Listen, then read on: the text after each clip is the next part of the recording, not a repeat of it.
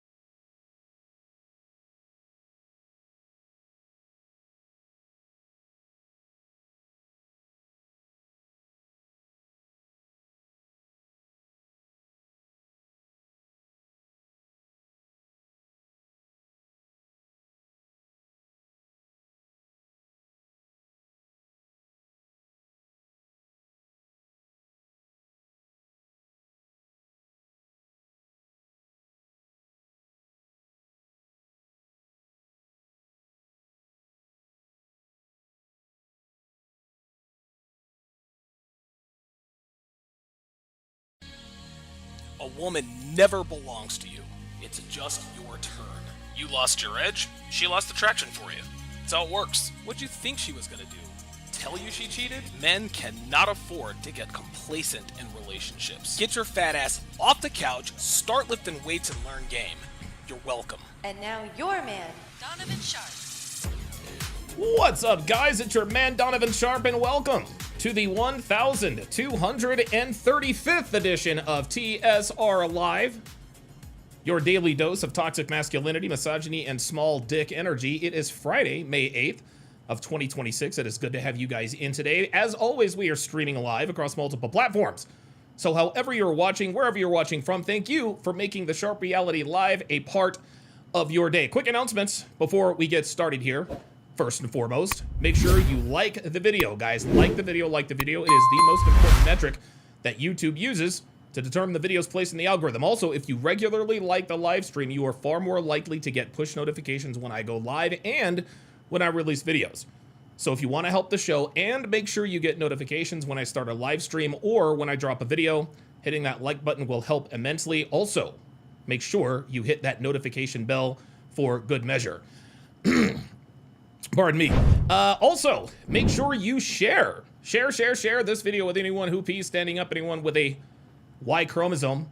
Imagine your brother, your buddy, your coworker, or even your dad thanking you for changing the very trajectory of his life simply because you shared a video, a short, or a clip.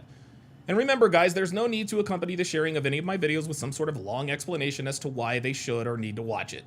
Just drop the link, and if they have questions, you can answer them then. But this is the best way to get the word out. No paragraphs of texts. Okay? None of this, hey, you need to watch this, bro. This is the red pill truth. Simply drop the link, and let the chips fall where they may. Also, be sure to join my Discord. Oh man, you know what? I think I just, hang on a second. Here we go. There we go. Be sure to join my Discord, guys. Be sure to join my Discord. We have a lot of fun over there. We talk about dating. We talk about relationships. We share funny videos. We share memes. We talk about current events, the whole nine. Discord is definitely the platform you need to join us on if you want to communicate with the family on a regular basis. So if you have any videos to share, ideas to bounce off me and the guys, or if you're just looking for a community of like-minded men, join our Discord. Link in description. Oh, Jesus, pardon me. Also, if you like the content, if you get something out of my videos, if you learn from my live streams, shoot your boy a Cash App. This way you support the show directly. Just go to $Donovan Sharp. On Cash App, or you can scan the QR code if it's on the screen. Not really sure how you would do that, but do it anyway. Now, you will see my legal name, which is Edwin Hopkins, but I can assure you that it is me, Donovan Sharp. Also, keep in mind that every Cash App over the amount of $10 gets one of these bad boys. $Donovan Sharp, $Donovan Sharp. Guys, make sure you follow me all over social media. I am on Instagram, I'm on Facebook, I'm on X, Snapchat, and still on TikTok. You can find all of the links to my social media pages in the description of my YouTube page. Make sure you also follow me on Rumble. Rumble is where I do all of my not safe for YouTube content, like my dating show breakdowns, my movie breakdowns, my sports watch-alongs, and so forth. Rumble is where I stream my premium Patreon content, so if you want to join the fun, get educated, and watch my most impactful content live, follow me on rumble.com/Donovan Sharp. And finally, if you want the best dating wisdom on the net, go to datingwisdom.net. There you will find all of my books and courses. From my 5-part 7-hour audio course, How to Build a Quality Woman from the Ground Up, to my 25-hour course on dating and relationships, to my signature series, Womanese 101, you will find quite literally everything you need to dominate the dating market here in the 2020s. Maybe, you know what? Maybe if ABBA and or Preach wants to get a hold of this content, because clearly they need it, maybe I'll do like a promo code ABBA for them. I don't know. We'll see. Who knows? So go to datingwisdom.net if you are looking for real-world actionable advice and step-by-step guidance in terms of how to navigate today's dating and relationship landscape without having to end up like ABBA. Okay, it is time to do our daily age and location check. So, if you would, put your age and location in the chat. Myself and everyone in here would greatly appreciate it. So, for example, I would type in 48/Reno, just like you see in the chat. The reason we do this is because if you're here, there is a better than average chance that you think the way we do here at TSR Towers, but you also understand how difficult it is to meet like-minded people who share our beliefs. Well, by putting your age and location in the chat, you alert people here who might live in your proximity that you are watching. You never know. Someone could be watching from your city, your neighborhood, your street, your block, maybe even in your own building. So this check is how we build communities of like-minded people. So put your age and location in the chat if you are interested in building relationships with people who think the way we do. All right, that is going to be it for announcements, but as you know, it's Friday, which means I'm going to give you guys my 3 unbreakable Friday night rules for those of you who are still out here in these streets running game on these hoes, building harems and chasing ass. Rule number 1, do not smash her raw. ABBA, are you listening? Rule number 1, ABBA, do not smash her raw. Wrap your ding-a-ling, use a condom. Rule number 2, do not drive drunk, call an Uber. Rule number 3, send her a text and tell her how much you enjoyed hanging out with her right after she leaves your place or after you leave her place. Do not wait until the next morning. The reason why I give you guys these 3 weekend rules is because when you chase women, there are quite a few pitfalls that can turn your life completely upside down if you are not aware of them and do not plan accordingly. But there are 3 pitfalls in particular that will almost instantly destroy your life, not to mention setting you back financially, which can severely handicap your progress and eventual success. Now, the first one's obvious. Knocking up a bitch who belongs to the streets. The second one is a DUI or a DWI. And the third and most detrimental trap is the false rape accusation. Now, most of us have heard the old proverb, an ounce of prevention is worth a pound of cure. We've all heard that before. Pardon me. Well, in most, listen, man, in most cases, that is absolutely true. But given the current dating climate in 2026, an ounce of prevention is worth a hell of a lot more than that. How about 18 years of child support, at least 5 figures in attorney's fees, not to mention having your driver license suspended and being dragged into court on a false rape accusation where you will most assuredly be presumed guilty till proven innocent. Those are all probably worth somewhere in the neighborhood of, I don't know, $250,000. You have to ask yourselves this, guys, is 18 years of child support or massive embarrassment, ABBA, really worth blasting your load in her because sex feels so much better without a condom? Is losing your license and having to pay attorney's fees into the tens of thousands of dollars worth driving drunk? Is having your name, your reputation, and your career completely destroyed worth being too lazy to send whatever her name was that short text to establish consent? I'd like to think I know the answer, but we see and we hear stories all day, every day about men who get caught up in these impossible situations because they did not protect themselves and use common sense when dealing with modern women, ABBA. Yeah. If you wrap your dingling, smash, then put hot sauce in the condom, ABBA, before you flush it down the toilet, you got nothing to worry about. If you call an Uber to take you home rather than driving drunk, you've got nothing to worry about. If you send her the smash after text, you drastically decrease the odds of being a victim of a false rape accusation. You decrease your odds substantially more by installing cameras at your place and recording everything. At least ABBA recorded after he figured out that she was recording, but hey, better late than never. So to my players, my womanizers, my thought chasers, be smart out there tonight, guys. Wrap up, call an Uber, and text her that you had a great time after she leaves. Don't wait till the next morning because a lot can happen during that time. Make sure you send it right after she leaves and not a minute after. Boy, oh boy, oh boy, we have got a hell of a show in store for you guys today. You know, you guys know that I normally mess with the colors in the background, and I had thought about just, you know, just maybe just like a blue background or something like that, but I said nah. ABBA has been red-pilled. He's been red-pilled. He might not realize it or know it yet, and he probably will never admit it, but he's been red-pilled. So I decided to go for the red. You guys know how that goes. Shout out to Edward Cross with the $20 Cash App. He says, cook this kid. Absolutely. Yep. Absolutely. All right, let's jump up here and do our age and location checks, and we will jump right into this. Okay. Dr. B84 says, bring the sides for the barbecue cooking today, fellas. Uh-huh. Yep. You know it.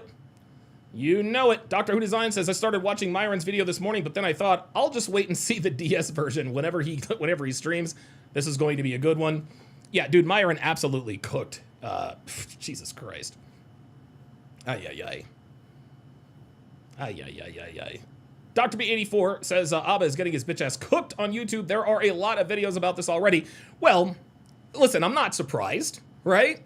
I'm not surprised that people are cooking him, right? Like, listen, man, when you make a living literally just trashing other people from on high in your temple of morality, this is what's going to happen. This is what's going to happen. The guy, I mean, like, they have no friends. I mean, the guy even turned on Destiny. He even turned on Destiny. And Destiny still defended him, which is... Didn't really defend him, but Destiny pointed out the obvious. He pointed out the obvious in his video, because Destiny 2 has also been red-pilled. You know, it's interesting. It's interesting. These guys are getting red-pilled here in real time. They will never, ever, ever admit, okay, we might not like these guys. We might call them misogynists and small dicks and all this other kind of stuff, but these guys are kind of right. Guys, we get proven right again and again and again. We are always right. We're always right. Ay. King Life says, I told Myron a long time ago, let them talk. They will show you who they really are, and it's all coming to fruition. They burned every bridge they had, made hit pieces, trying to destroy others. There you go. There you go. There it is. There it is. Like, dude, this is what happens. This is what happens. It happened to Anthony Johnson. He burned all his bridges. And he didn't have some big scandal, but eventually he went broke, went out of business because he didn't have any allies. This is what happens. King of Life says she should have kept the baby and gotten herself a condo with his YouTube money. Yeah, that's just it. That's just it. And listen, man, this bitch was never pregnant, dude. This bitch was never pregnant. We'll get into all that. We'll get into all that.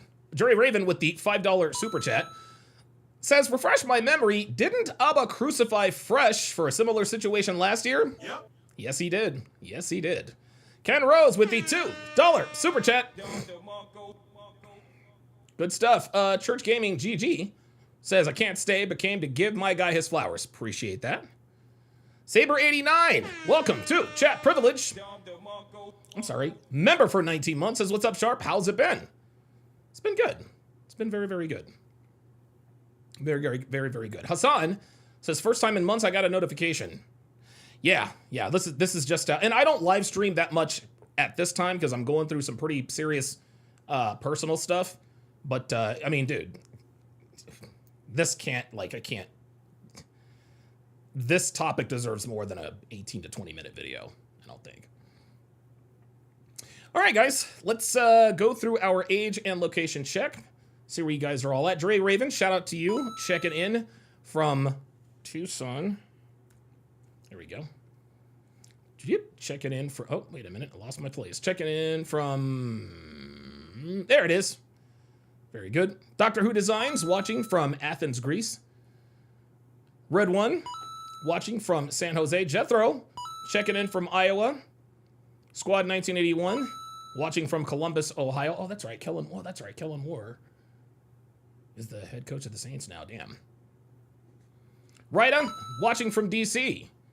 Kaylin Ferguson, watching from Los Angeles, LAX. Black Russian Lam, watching from Long Island. Saber89, checking in from Alton, Illinois. Alon again, good to have you back here, man. Watching from NYC.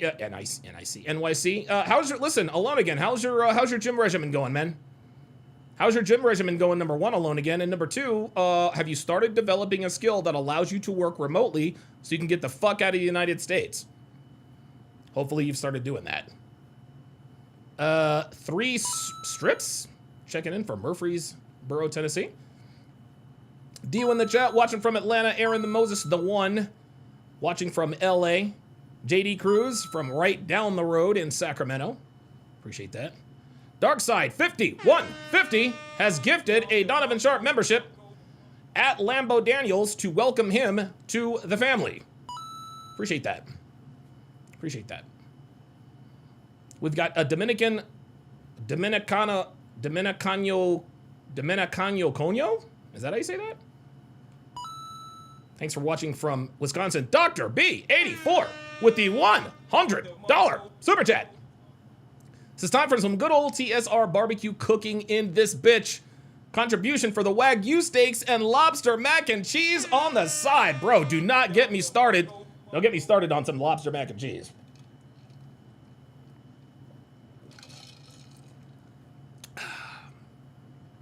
Alone again says, was your background a green screen this whole time? No. This is real. This is not like, this is like, this is really where I am. This is really where I am. This is really where I am. JF says, well, open up says the tables have turned. Let's check over on Rumble. Oops, sorry about that. Jordan is Royal says, fuck Abba and preach. Absolutely. Bad Sneaker says, Bad Sneakers checking in from Northwest Missouri. Appreciate that. Species 666 watching from Kansas. Black Scorpio watching from NorCal, Northern California. You're right down the road. JD Bocanegra says, go Spurs. He's 42 and in San Antonio. Shout out to 19 Shane watching from Louisville, Kentucky. Good stuff. Absolutely. Johnny Green watching from Chicago. Phoenix Light Games checking in from Coral Springs, Florida. X Gunner watching from beautiful San Diego. Aussie World checking in from Gainesville, Texas. SSS 506 checking in from the Big Easy. Adele watching from across the pond in the United Kingdom. It's time to put the kettle on. Time to put the kettle on. Well. The tables have turned. The tables have absolutely turned on Abba and Preach. Now, I'm going to go ahead and make this statement right out of the jump. Abba and Preach are going to be, financially, they're going to be fine. They're going to be fine. You know, listen, man, most streamers go through something like this at some point in their streaming lives, right? You know what I mean? Now, fortunately, for, I mean, like I've never gone viral for anything, so I've never been a part of any scandal, right? But I do know that Ab and Preach, I think they've made like 2 or 3 hit piece videos on me. Whatever, I don't care. And I've never watched them because I just don't give a shit. I just don't care. But in the end, guys, like I said, Ab and Preach are gonna be fine. No one's gonna, as far as them losing subscribers, I don't care. It doesn't matter. Okay. What I do care about is that once again, we know that somebody else has been red pilled. Abba's always talking shit about Fresh and Fit, talking about, well, these are just Miami girls. Miami girls move this way because of blah, blah, blah, blah, blah. Nah, man, no. It's not just Miami girls, bro. It's not just Miami girls, bro. You've been red pilled. We've been telling you guys this for ages. We say, don't stick your dick in crazy. Wrap up before you bust the nut. Because if you don't, you can get caught up in this situation. You can get caught up in this situation.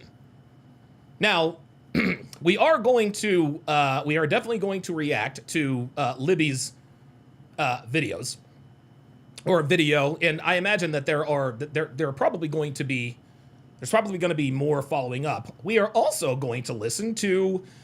Now, Abba did a response to this. He did a response to this video. He played, I guess, some of the phone call that Libby threatened to go public with. So we are going to listen to those parts as well. We're going to listen to that. We're going to listen to the parts of the phone call that Abba released. Okay, I took the liberty of stringing all of the parts he made, all of the parts of the phone call he played on the live stream. So we'll take a look at that too, and we will provide proper context. The personality pill, member for 27 months. He says, when you stream regularly, got some info to help grow. Yeah, listen, hit me up. Hit me up in the Discord, man. Hit me up in the Discord. I've told you guys the reason why I'm not streaming as much lately is because of a personal situation I'm going through. Don't worry, I'm in good health. I'm good. I'm fine. I'm not going anywhere, at least not that I know of. I mean, absent me, stroking out or having a heart attack or getting hit by a bus or anything like that, I'm going to be fine. I'm all right. But the second reason is that every time I go live, I lose subscribers. It's been that way since been that way since I've gotten to Reno.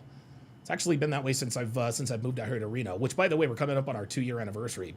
Can't believe that already.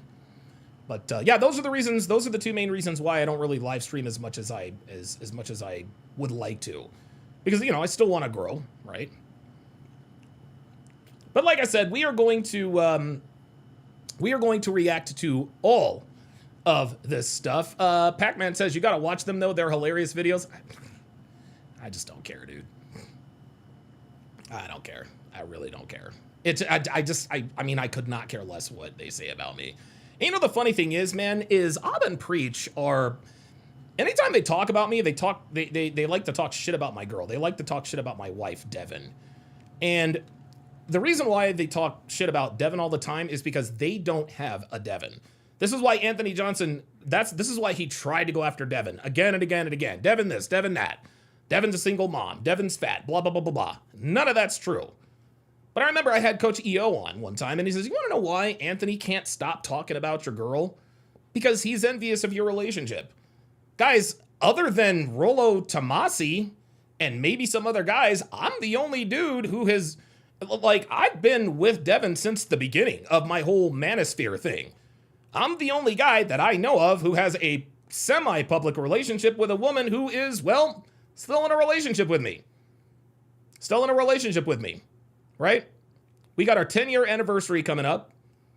She's still attractive. She still does everything she needs to do. I still love her very much. I assume she still loves me. Right? But something that I've sort of figured out over the years, Obsidian, he's been critical of Devin for no reason. Well, the reason he's critical of her, he actually tried to compare her to Miss Brown Sugar. Like some fat black woman he was. I was like, bro, like you're really comparing your girl to, like, what are you doing? Right? So when men go after, when men like to talk shit about your relationship, and I saw one video where some guy gave Devin a black eye, the saddest couple in the manosphere, whatever. Anyone who talks shit about your girl, okay, wants to be with your girl. That's just all there is to it. They can't find anything else to really rag on me about. So, all right, well, you're irrelevant. Okay, all right, fine.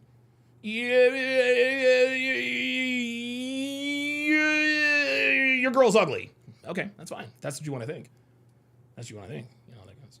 James Hancock with the $5 super chat says, happy to have you back on the live stream for this. The chickens have come home to roost. Yep. Absolutely. Alver says, what happened to Devin? She is cute. Funny you should ask. Devin, as it happens, is doing just fine. She's doing just fine. There she is on the right in our backyard. Chilling on the hot tub. Chilling in the hot tub as usual. Looking as good as usual. That's how she is. That's her in our hot... By the way, we actually need to get our hot tub repaired. We need to get the hot tub repaired because for some reason it doesn't get hot anymore. Which is kind of disturbing. But yeah, Devin's fine. She's fine. Alone Again says, is Devin's ex-husband still up here? Man, of course he is, bro. Dude, oh my God, bro. I'm starting to think Devin's husband might have a crush on me. Like, I'm starting to think, truthfully, I'm starting to think Brian there might be some sort of, I don't know. I mean, like, he's sucked dudes' dicks in the past, like he's been caught sucking dicks. I don't know. I'm gonna stay out of that. 19 Shane says, Donovan, I turned my little brother on to you, and now we're both watching live, and always do when you go live. Keep up the good work. That's what I like to hear. All right, guys, look. Let me quit long stroking you. Look. I'm not trying to be the lead attorney up in this bitch. And the lead attorney, I've learned, is also cool with Abba Preach. Who knew? And I'm not going to talk shit about the lead attorney because he's dealing with like bone marrow cancer or some crazy shit. So, you know, I mean, like, there's no love lost between me and him. I don't know why he came after me, but I'm not gonna bag on that dude. Like, that dude, I think, like, he's, I don't want to say terminally ill, but he's pretty close. I think. I don't know if there's been any updates. I don't know. Without further ado, let us get to the video. So, this, of course, is Libby, whatever the fuck her last name is. And, well, I'm going to let her tell her story. And like I said, after I react to this and get you guys' thoughts on this as well, I'm also going to, like I said, I've got the Abba and Libby phone call. There it is right here. So I've got that queued up. We are absolutely going to take a listen to that. But for now, we're going to hear Libby's side of the story. S Notice with the $20 super chat says, glad to have you back on the live stream. To quote Myron's reaction video yesterday, well, let the roasting begin. Let's go. Let's get it. And listen, man, look, Abba and Preach, they can talk all the shit they want about me. You can talk all the shit you want about me. Yo, I will never be in the news about some bitch that I dealt with or my girl being out of pocket. Nuh-uh. No, sir. This is why we teach what we teach, guys. This is why we teach what we teach, all right? So you don't end up in this situation. Y'all will never find me in this situation. Now, 10, 15 years ago? Yeah, maybe, because I didn't have game. But guys, this is why we tell you looks, money, status, etc. doesn't make you high value, just makes you a high value target. That's all there is to it. So without further ado, let's listen to what this crazy bitch. And guys, let's just go ahead and hold on. Let me just set this up. Oop, my bad. Let me just set this thing up for you guys real quick.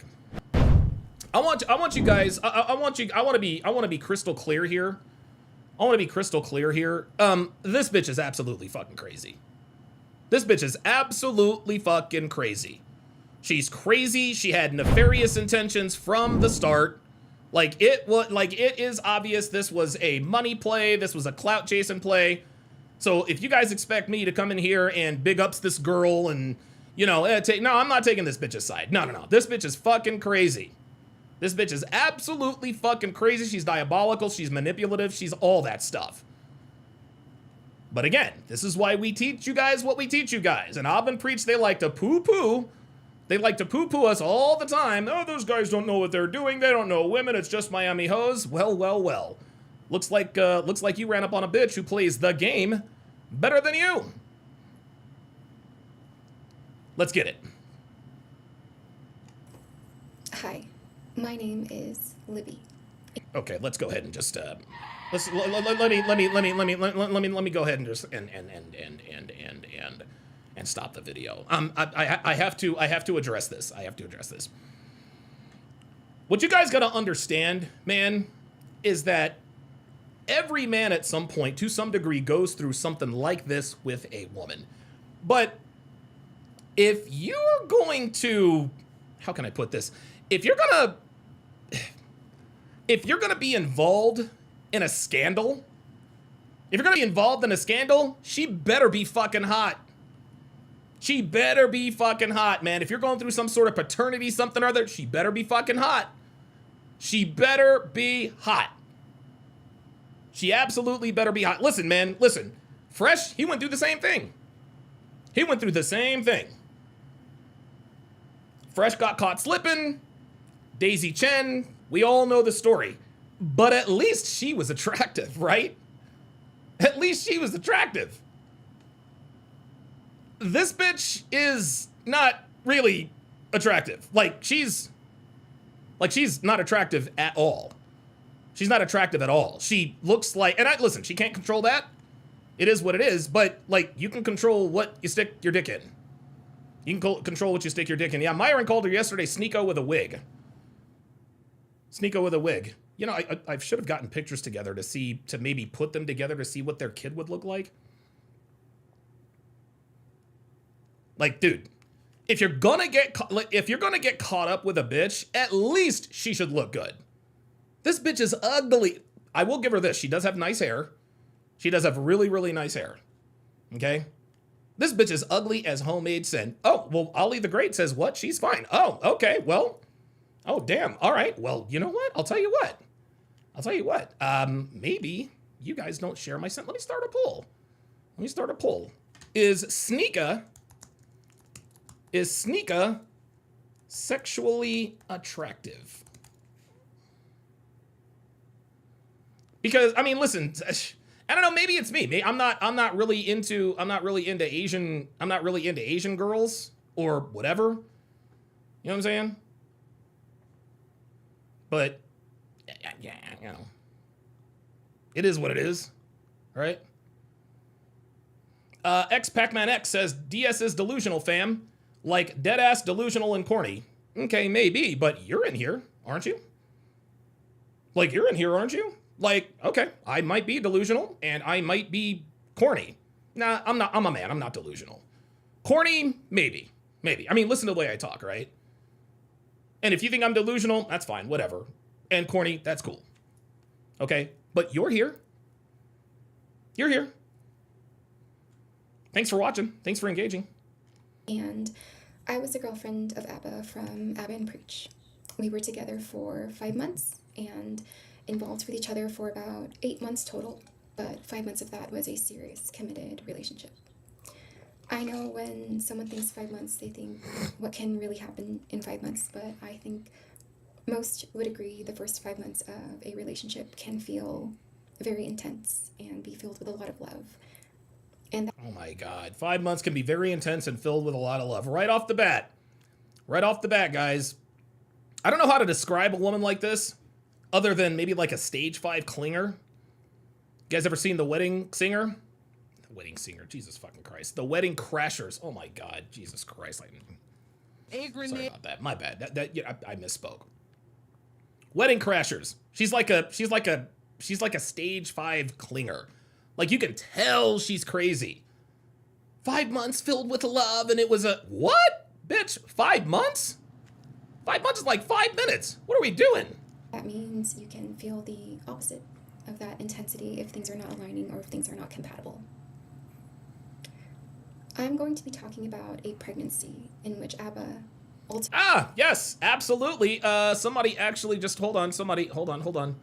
There it is. Omar Simpson says he committed to her that fast. Yes, that was another L for ABBA. That's another L for ABBA. He made this bitch his girlfriend in, she said 5 months, 8 months. So she said they were together for 5 months, involved with each other for 8 months. This dude made this crazy fucking bitch his girlfriend 3 months after he met her. Guys, 3 months after he met her. That's not the way to do it. This is why we teach you guys what class? You must vet a woman for a period of no less than 1 calendar year before you even think about committing. Abba said, ooh, there's a girl, here's a woman I don't have to pay for sex. Because, you know, Abba, they like to pay for box. Abba pays for box. Like he buys, like he has openly said that there's nothing wrong with working girls, right?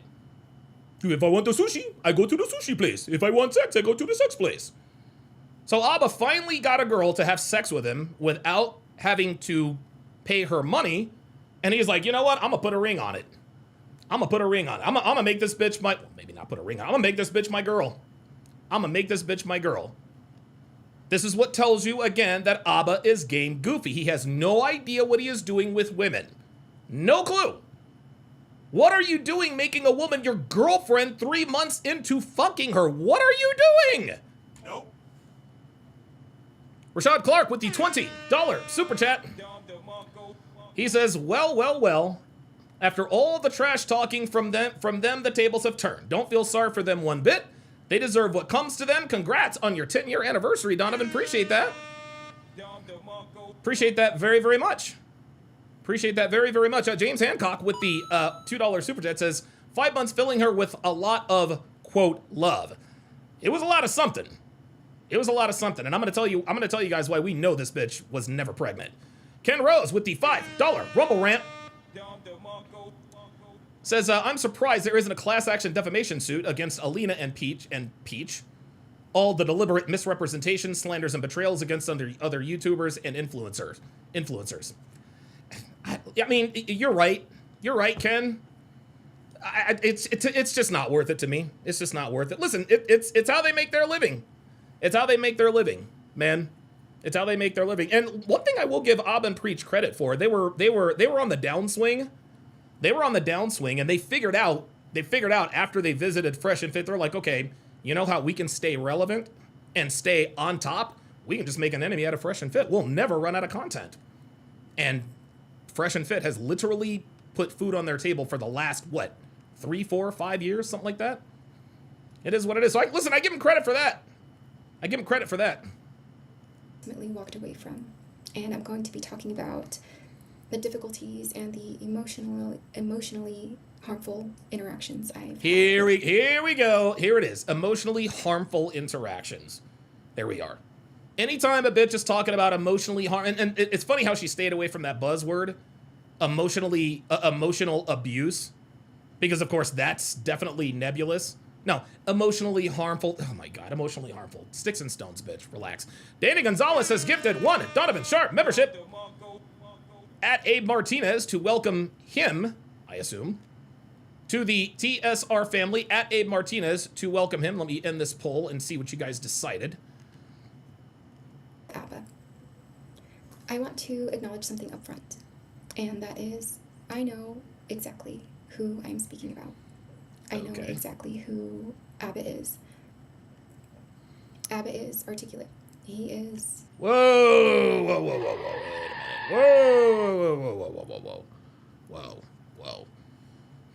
Whoa. ABBA's articulate? Seriously? Was ABBA laying pipe like Was Abba laying pipe like that to make this bitch actually think that he's articulate? Look, man, if Abba's slinging that kind of dingling, look, I ain't mad at that. I ain't mad at that. If you're, look, bro, like, if look, man, if you're slinging the kind of dingling that makes a bitch think that Abba is articulate, I'm gonna give you a double Don DeMarco on that one. Good lord, bitches out here already capping. She don't even know. Danny Gonzalez with a $20 super chat says, love being here. Absolutely, we love you here too. King Life with the $5 super chat says, sent you a funny picture of who she looks like. Oh, well, okay then. Persuasive, and he is calculated. Fucking King Life, bro. King, oh my god, dude, she does look like, yo, she does look, oh no. Oh, this is, oh no, this is bad. This is bad. Oh, this is bad. Oh, this is so bad. This is bad, y'all. This is bad. Now we gotta do a, oh no, now we gotta do a side by side. I'm sorry. You guys can blame King Life for this slight detour here. But yeah. Yep. Y'all don't have to blame King Life for this, but yeah, once you see it, you cannot unsee it. Oh no. Okay, so here is what she looks like. This is Michael Jackson. Oh my god. Oh my goodness. Oh my goodness. She does. You know what? I saw the Sneeko comparisons. I saw all of that. But I never even considered that she might look like Michael Jackson. Holy shit. That's, oh boy, that's an L. All right. Sorry about that. Let's continue. Abba is the king of receipts. And anyone who really knows Abba would not willingly put themselves in the position I'm putting myself in right now. Oh my god. See, here she is. Willingly putting myself in the position that I'm putting myself in now. This bitch is clout chasing. You're clout chasing. You're not taking an L from this. This bitch, guys, here, this is another lesson that comes from this. Another lesson that should be gleaned here. Women don't take L's. Okay? They don't take L's. When a woman has sex with any man who has any measure of celebrity or money or clout and it don't work out, this is what happens. She's got nothing to lose. She's got nothing to lose. Okay? I'm talking about it right now. I had no idea who this ugly ass bitch was before this whole Abba thing came out. And let me ask you a question. Does she have top teeth? Like, I've seen a lot of this video. I don't think she, like, is that an underbite? I don't know if she, like, chat, help me out. Chat, help me out. I don't know if she has top teeth or not. I don't know if she has top teeth or not. Because I haven't seen proof that she has, like, upper, I don't know. Machaka with the $5 super chat says, I lost it when Myron said he looked like Sneeko, bro. That shit was crazy. Let's go. Unless their experience was significant enough to speak on. Uh-huh. I'm not here to cause spectacle. This is all informational. Stop the cap. And I'll just leave it up. Yes, that's exactly what you're doing. That's exactly what you're doing. You're making a spectacle out of this. That's it. I'm not doing exactly what I'm telling you. Come on, lady. Seriously, come on. For interpretation.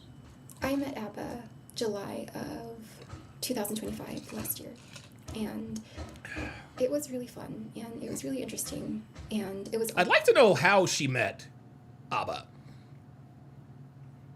Anyone know how she met him? Did he meet her on a website of a certain kind? Right? Because again, we all know that Abba has endorsed the, how can I put this? The purchasing of sexual favors from ladies of the night. All right? So, you know, and we know Abba doesn't have any game.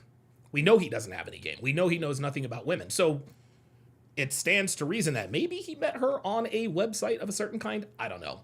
Mac with the $5 super chat says the Michael Jackson pic, I believe, is a meme. Yeah, probably is now. Honestly, full of love. Full of love. 4 There we are. months into the relationship, I start to see incompatibilities and inconsistencies that made me question the relationship and started to make me feel doubt. What, like his bitch tits? Right? Or the fact that he has, and again, we're going to get to the low sperm count thing, which is not surprising just given what he looks like. But what she is saying here is that Abba is not who he is not who he appears to be on camera. He is not the same dude. Not the same guy. Okay? Not the same guy. Look, man, look. There are a lot of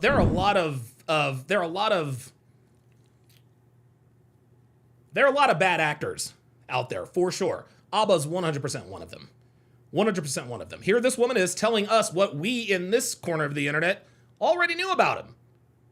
We knew that, like this guy talks about having morals and integrity and all that other kind of stuff. Meanwhile, you're sticking your dick in crazy and blasting it in raw, which is fucking nuts to me. Holy smokes. Dr.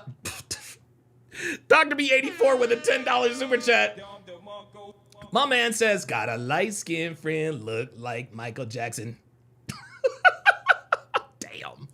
You guys are cooking today. Let's get it. Ironically, as I started to feel those doubts, I found out I was pregnant. Oh, uh-oh. I was very nervous, but I knew I wanted to keep the child. And there we go. I was nervous, but I knew I wanted to keep the child. And the reason why she wanted to keep the child has nothing to do with the actual child. No, the reason why she wanted to keep the child is because it was Abba's. That's it. That's it. That's it. This woman got pregnant. This woman trapped Abba. You know what? Let me just go ahead and clear this up. Let me make one thing clear here, guys. This woman was never pregnant. Okay? This woman was never pregnant. And the reason I know that she was never pregnant is because she did end up getting the abortion, number one. Number two, or supposedly got the abortion, number one. Number two, Abba has a low sperm count. He has a low sperm count. You're not knocking up bitches with a low sperm count. And if you have a low sperm count, you have low libido, low test. You're not knocking a bitch up like that. You're not knocking a bitch up like that. If this woman was pregnant, it probably wasn't Abba's kid. But here and the Abba and Preach guy, yeah, that's true. Never his kid. Oh no. No, that makes you look worse, you idiot. This woman literally tricked you into thinking she was carrying your child. I don't think, guys, that's what makes this crazy. Abba really and truly believes that he knocked a bitch up. He really believed that he knocked this bitch up. This bitch has such great girl game. She has such great girl game. She actually talked this idiot. She convinced this idiot that she was pregnant with his child. No, Abba, my guy, she was never pregnant with your child, bro. Well, she showed me a positive pregnancy test. Dude, did she show you a positive DNA test? No. Yeah, I didn't think so. If this woman was pregnant, it absolutely positively was not Abba's child. And that's one of the major L's here, is that Abba fell for it. He talks all this shit about how she blackmailed him and this and that and the other. Well, it's not blackmail unless the person being blackmailed thinks or knows it's true. Abba thought it was true. That's why he keeps saying, well, she blackmailed me. Bro, you can't get blackmailed unless you think it's true. And the fact that Abba thought that this woman was actually pregnant with his child, that is an absolute travesty. That's an absolute travesty. And oh, by the way, this is exactly the same thing, like Dr. B84 says. Daisy 2.0, basically. Yep. Daisy Chen was never pregnant. I told you guys 2 weeks before that whole thing exploded or came to an end. I told you guys she's gonna get the abortion because she's not pregnant. You'll make me pregnant. You'll make me pregnant. Da da da. You'll make me pregnant. Da da da da da da da da. She was never pregnant. Ever. Because if she were, she would have had the kid. Fresh is a multi-millionaire. Why would you just get rid of a bag like that? Well, it's the same thing with this girl. She knows Abba has money. That's why she tricked him into thinking that she was pregnant. That's why. Like, I don't know why anyone does not see that. You got a dude with bitch tits, fucking a dude who looks like Michael Jackson literally right now, and you believe that she was pregnant with your child because she told you? This is why we tell you, gentlemen, do not believe these bitches. Don't believe all women. Abba's lack of game, his lack of knowledge and understanding about the way modern women really operate and the way they move. If he understood this, he would never have fallen for this age-old trick. I'm pregnant. Seriously? Abba, what are we doing? You actually believed her? James A. Sharp, no relation, $5 super chat says, I knew this was going to happen. He is reaping what he has sowed. His buddy Screech is next. We'll see. Let's continue. I told Abba about the pregnancy, and he was actually very supportive. He was really excited. Yeah. He always talked about how much he wanted children, and he said he was sure about the pregnancy, and he said that he was always very sure about me. He said he was sure about the pregnancy and that he was always sure about her. Oh, no. The reason why Abba was excited when she told him she was pregnant is because Abba's got a low sperm count. He knows he has a low sperm count. He's like, oh, shit. I thought I was shooting blanks in this motherfucker. I guess I am shooting live bullets. That's the only reason he was, quote, excited about this in the first place. He knows he's not. He knows he is firing. These are real bullets in his mind. Her saying that she is pregnant with his child validates. And see, this is funny. Abba thinks that other people are going to think that she was actually pregnant with his child. No, you're not that lucky, bro. You are not that lucky, man. Sorry. I, however, did not feel sure about Abba. Like I that's the mentioned, construction. I started to see some core fundamental differences with our values, our lifestyle, and especially how Abba handled things emotionally and how he handled things communicatively. As time goes on, during the pregnancy, I still start to feel even more anxious and more nervous. And I think I start to confuse my anxiousness with being with Abba or moving forward with Abba with my confusion and anxiousness with the pregnancy and if I wanted to continue the pregnancy or not. And terminating the pregnancy was never in the question. It was something I never wanted to do. But Of course, and again, I want to make this clear. The reason why she is telling us that terminating the pregnancy was never a question is she too is now trying to play the moral high ground card. This is a human life. It was never a question, blah, blah, blah, blah, blah. Then why didn't you have the kid? Again, guys, this is why I know she was never pregnant. This is why I know she was never pregnant with his kid. Because if she were really pregnant with his kid, she would have had the child.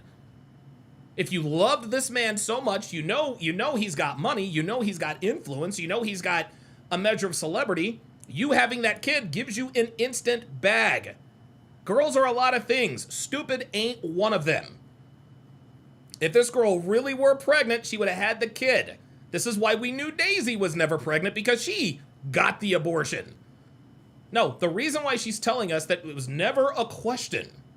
It was never a question as to whether or not I wanted to keep the kid.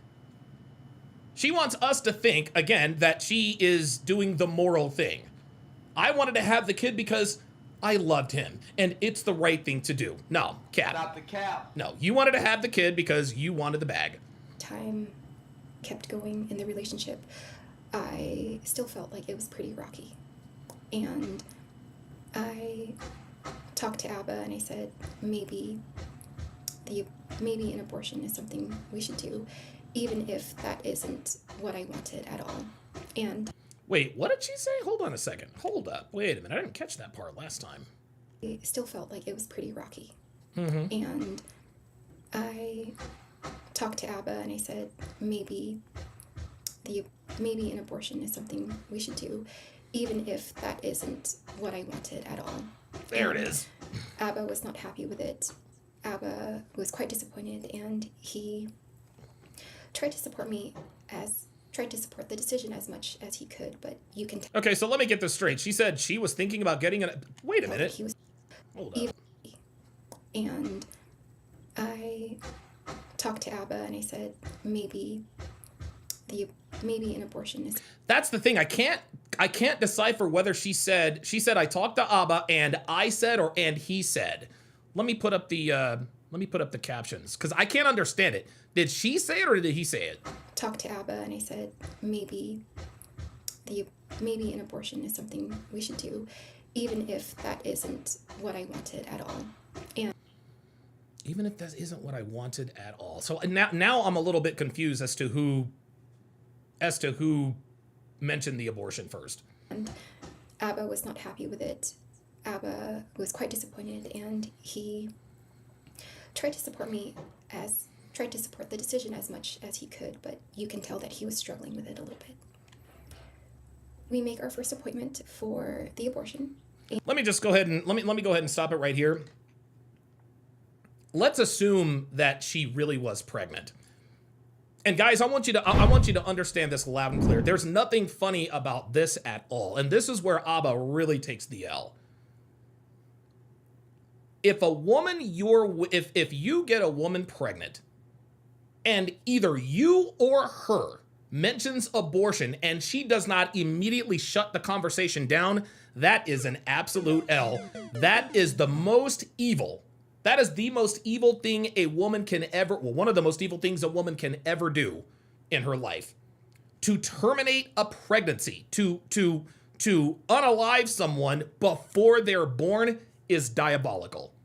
Diabolical. That right there should have told Abba, uh-oh, this bitch really do be crazy. This bitch really do be crazy. She told me she's pregnant. We go back and forth on it. I'm excited about it. And she's thinking, you know what? Maybe we should get an abortion. Huh? Are you serious? What? That right there should have told Abba, yeah, I think I fucked up. And here's one thing I guarantee it. In that 8-month period, had he had the red pill knowledge, I guarantee you, he would have seen and or heard or witnessed these signs. This is why we tell you to vet. This is why we tell you guys to vet women for at least a year. Pay attention to what she does. Pay attention to what she says. This is why red pill awareness is so important, so you don't run into women like this. This is crazy. This woman is literally thinking out loud about destroying a human before it's born. Do you know what kind of woman it takes to do that? That is your offspring. That baby is a part of you, and you just want to snuff it out? No, that is a special kind of evil. That is a special kind of evil. And Abba visits me to be there for me, and we don't go through with it that day. Of course not. And when he leaves, I make another appointment, and... What? There it is. She made another fucking appointment. Now, she says, we got there and decided not to do it. I don't know. It looks like she might have some top teeth. I don't know if those are teeth or if that's teeth or lip liner. I don't know. I still haven't seen any evidence. I still haven't seen any evidence of like an upper teeth. Somebody let me know if they see it. Right? So they make the appointment for the abortion. They go, they don't get it. She makes another appointment. Absolutely crazy. I canceled that one. And I think in total I canceled 3 abortion appointments. And I... Wait a minute. Say what? She did who? 3 abortion appointments.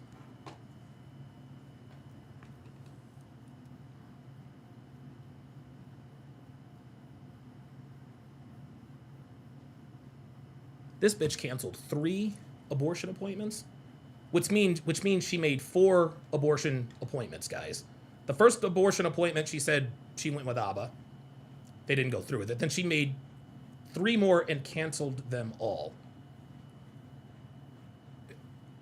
Are we beginning to understand who and what this woman is? Again, I will go back to this. This is why we teach what we teach, so that you do not, so you are not victimized by women like this.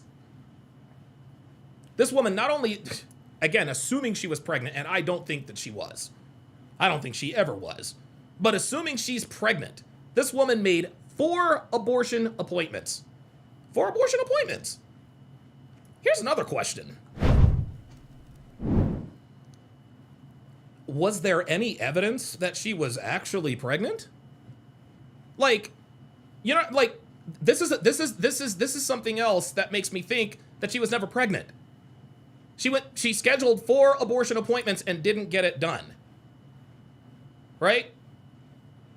And I'm assuming before you actually go to get the abortion, they have to make sure you're pregnant, right? Right? Stands there, like, are we, I mean, they got to know, hey, if we're going to go in there, we got to know what we're going in there for, right? Did it ever occur to Abba that the reason why she didn't go to these abortion appointments because maybe she wasn't pregnant? Did it ever occur to Abba that the reason she made 4 abortion appointments and never went, that it was because she was lying about being pregnant? Well, I mean, like, again, this woman tells you she's pregnant. You believe her. You go with her to get the abortion. I don't want to do it. Where's Abba, my guy? Now I'm talking to you. How do you know she was even pregnant in the first place? That's an L. That is an L. Dude, this dude almost got baby trapped. This dude almost got baby trapped with a low sperm count and no pregnancy.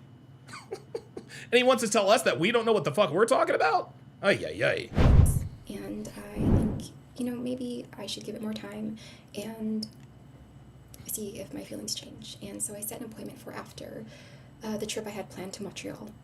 For what? To visit Abba. Oh my God. I visit Abba in Montreal and we get into our biggest fight.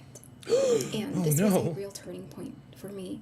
And I know it's hard to imagine Abba upset, but he does get there. No, it's very easy to imagine Abba upset. Abba is not this stoic, cool, calm, collected individual that he portrays himself to be. Okay? This is another falsehood of his online identity. The reason why you guys like and follow me is because I am the same guy on and off the camera. I look the same, I talk the same, I have the same everything. The same everything. Okay? I have Frank Castled 3 women from my events. 3. Like, I don't just talk about this shit, I live this shit. Abba doesn't live this shit. He talks all this stuff about how he is honorable and moral in this. Huh? Ay, ay, ay, ay, ay. And not only does he get there, he goes past the point of the threshold of where anger should stop. Oh, please. Abba. Is this bitch really trying to convince us that guys, Abba's not scary? This poor girl. Did you really think Abba was scary, sweetie? Oh, Abba was so scary. Seriously? I'm going to go out on a limb here and say, sweetheart, like, baby, you were never in danger. You were never in danger, all right? Abba's just like Jay-Z said. You know the type, loud as a motorbike, but wouldn't bust a grape in a fruit fight. That's who that nigga is. Abba's all bark and no bite. He's like my dog, Fernando. I've got the cutest little dog in the world. He thinks he's fucking Mr. T. He talks shit, he barks up the big dog. As soon as the big dog rolls up to him, he runs behind me. That's who Abba is. Except Fernando actually looks cute. No, Abba's not this big, bad, scary man. Stop it. Fuck out of here. Resorts to name-calling and oh no! degrading language. And oh my goodness. To ridicule and mocking, and it does teeter on the emotionally and verbal abusive side. And there it is. See? Verbally and emotionally abusive, another subjective term. Ay, ay, ay. Dude, like this, it's almost like these girls read from the same playbook. And again, this is why we teach what we teach, guys. This is why we teach what we teach. If Abba had our level of awareness, he would have seen this crazy bitch coming a mile away. Here's the thing. I don't think Abba realizes this. I don't think he realizes this. My guy, you got played. Okay? This woman never loved you. Okay? She never loved you. She was using you. She is now using you for a come up. She never loved you. You weren't slinging ding-a-ling like you thought you were. No, I'm sorry. I'm sorry. No, she never loved you, bro. She hit you up because she knew who you were. The reason she was with you is because of your money, and she damn near got it. What, you think some bitch is just gonna randomly want to have sex with you? What, because of all of your game and all of your charm and all of your... No, bruh. This bitch ran game on your ass and she damn near pulled it off. Oh my God. Abba really does believe that this bitch really loved him. Well, I've got this chick doing all this crazy... No, Abba, bro, it ain't like that, my guy. This woman never loved you. She probably didn't even like you. The only reason why she was letting you bust in her raw is because she knew you had money. Straight up. This woman never loved you. Stop it. Fuck out of here. I hate to put a label on it like that, but that is truly what it felt like. Ah, gotcha. And don't take my word for it. I will be posting examples in this video or the next video. After that trip, I realized that I always wanted to keep the child, and it was the relationship that needed to be looked at. And so I canceled that last appointment, and I call Abba, and I tell him, I'm so sorry for the back and forth, but it was never in my values to terminate the pregnancy. I think I'm anxious about us, and I think it's better if we co-parent. And I was thinking about the kind of environment I would like to raise my child in and everything like that. So Abba's really upset, and we hang up, and he tells me to get the abortion. And he tells me, I don't have anything to say, just get the abortion, and I'll wait for the abortion updates. And I said, Okay, so let me just summarize what she just said there. She goes to Montreal.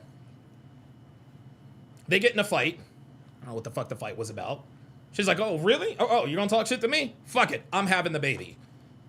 She wants us to think that, well, the reason I'm going to have this baby is because it's against my morals and character to terminate the pregnancy. No. The reason you decided to tell Abba that you were going to have the baby is that you were pissed off about whatever he said to you. That's all there was to it, guys. This is what happened. This is what happened. They got in a fight. She got pissed. She said, fuck it, I'm gonna have the kid. And in the back, and again, the undertone of this entire situation is child support. Financial assistant, guys. That's what's going on in the back of both of their minds. They know the financial ramifications of this pregnancy. That's why this was a thing in the first place. Oh, you're gonna make me mad? You're gonna be verbally abusive? You're gonna call me names? You're gonna do this and that and the third? Bet. I'm gonna put you on child support for 18 years. That's what she was thinking in her mind. That's what she was thinking that he was thinking in his mind. Unbelievable. And again, the reason Abba had no idea what the fuck was going on is because he does not have this level of awareness. That's it. He doesn't know women. And guys, this is why we tell you guys what's happening to Abba, okay, is for two reasons. The first reason is that he does not have the kind of awareness that we have. He just doesn't know women. He doesn't know how to handle women. He just doesn't. The second reason is this is what happens, gentlemen, when you pay for pussy. This is what happens when you pay women for sex. You see, when you pay women for sex, you don't pick up on all of the nuances that tells you, maybe I shouldn't have sex with this woman. Because sex is a guarantee. Abba's used to exchanging money for sexual favors. Right?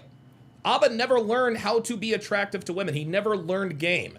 So as soon as he got a little bit of celebrity and got a little bit of money, he started paying for sex. And when you pay for sex, you don't have to learn game. You don't have to learn about how women operate. This woman tricked this man into thinking that she actually wanted to have sex with him because she loved him. No, bro. She wanted to have sex with you because she wanted to trap you. She wanted to trap you. But because you're shooting blanks, it never happened. This dude almost got baby trapped by a phantom pregnancy. Incredible. We'll consider keep you, oh, sorry, I will keep you updated. I will consider what you said over the phone about having the abortion. My values were to ultimately not get it. And he said, just so we're clear, if you change your mind for the 10th time, I will not be involved. Okay, there it is. So just so we're clear, if you change your mind for the 10th time, you decide to have it, I will not be involved. We will cease to talk then. We'll cease to talk then. Okay? So she keeps flip-flopping, going back and forth. I'm going to have it, I'm not going to have it. I'm going to have it, I'm not going to have it. Abba is talking about the fact that she blackmailed him. No, she didn't blackmail you, my guy. She emotionally blackmailed you. She emotionally blackmailed you. She couldn't blackmail you because she was never pregnant. All right? Oh, she blackmailed me, bro. Like you didn't knock her up. I know you would love to think you got this woman pregnant. You didn't. You're shooting blanks, my guy. If she was pregnant, and it is doubtful that she ever was, it's not your kid.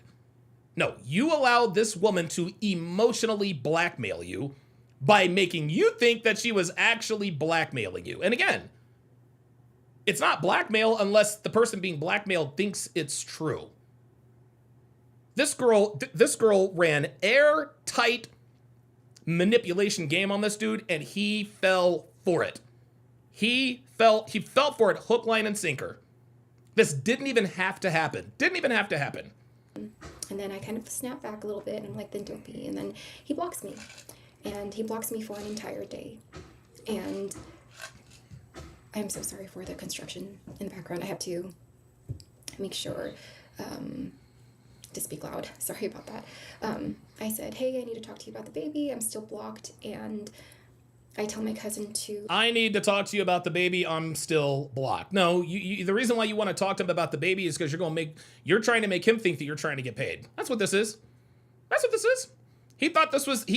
Abba's thinking that this might be a money grab situation. To message him to unblock me, and he says, hey, I unblocked you for a second to say stop contacting me. Regardless of what you choose, I will never decide to keep in contact with you. You're not my responsibility. Now don't reach out to me again.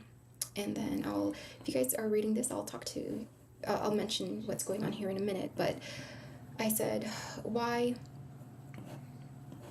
Shout out to Derek Leach with the $10 super chat. Says, thanks for the live stream, brother. Enjoy your weekend. Absolutely. Yeah. Thank you, sir. I said, why did you block me after you wanted updates? He says, because I don't want updates. Sorry I wasn't clear, so I'll be clear. I don't want to ever hear from you again. He says, keep it or don't. I don't need updates. If you do this solo, good luck. If you don't keep it, great. And then he blocks me again. And see, that right there tells me that Abba was never, how can I put this? Abba thought she was pregnant. He was never happy that she was pregnant.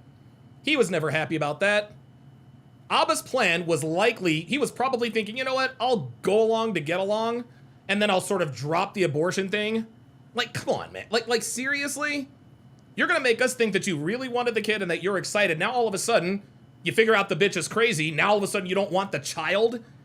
You don't want the child? Now all of a sudden you don't care? No, bro, you never cared. Abba wanted this woman to have an abortion. That's what was always on his mind. He was never going to be... Guys, just because he said he was going to be supportive does not mean that he was going to be supportive. He was never going to be okay with her taking this fake pregnancy to term. He never was.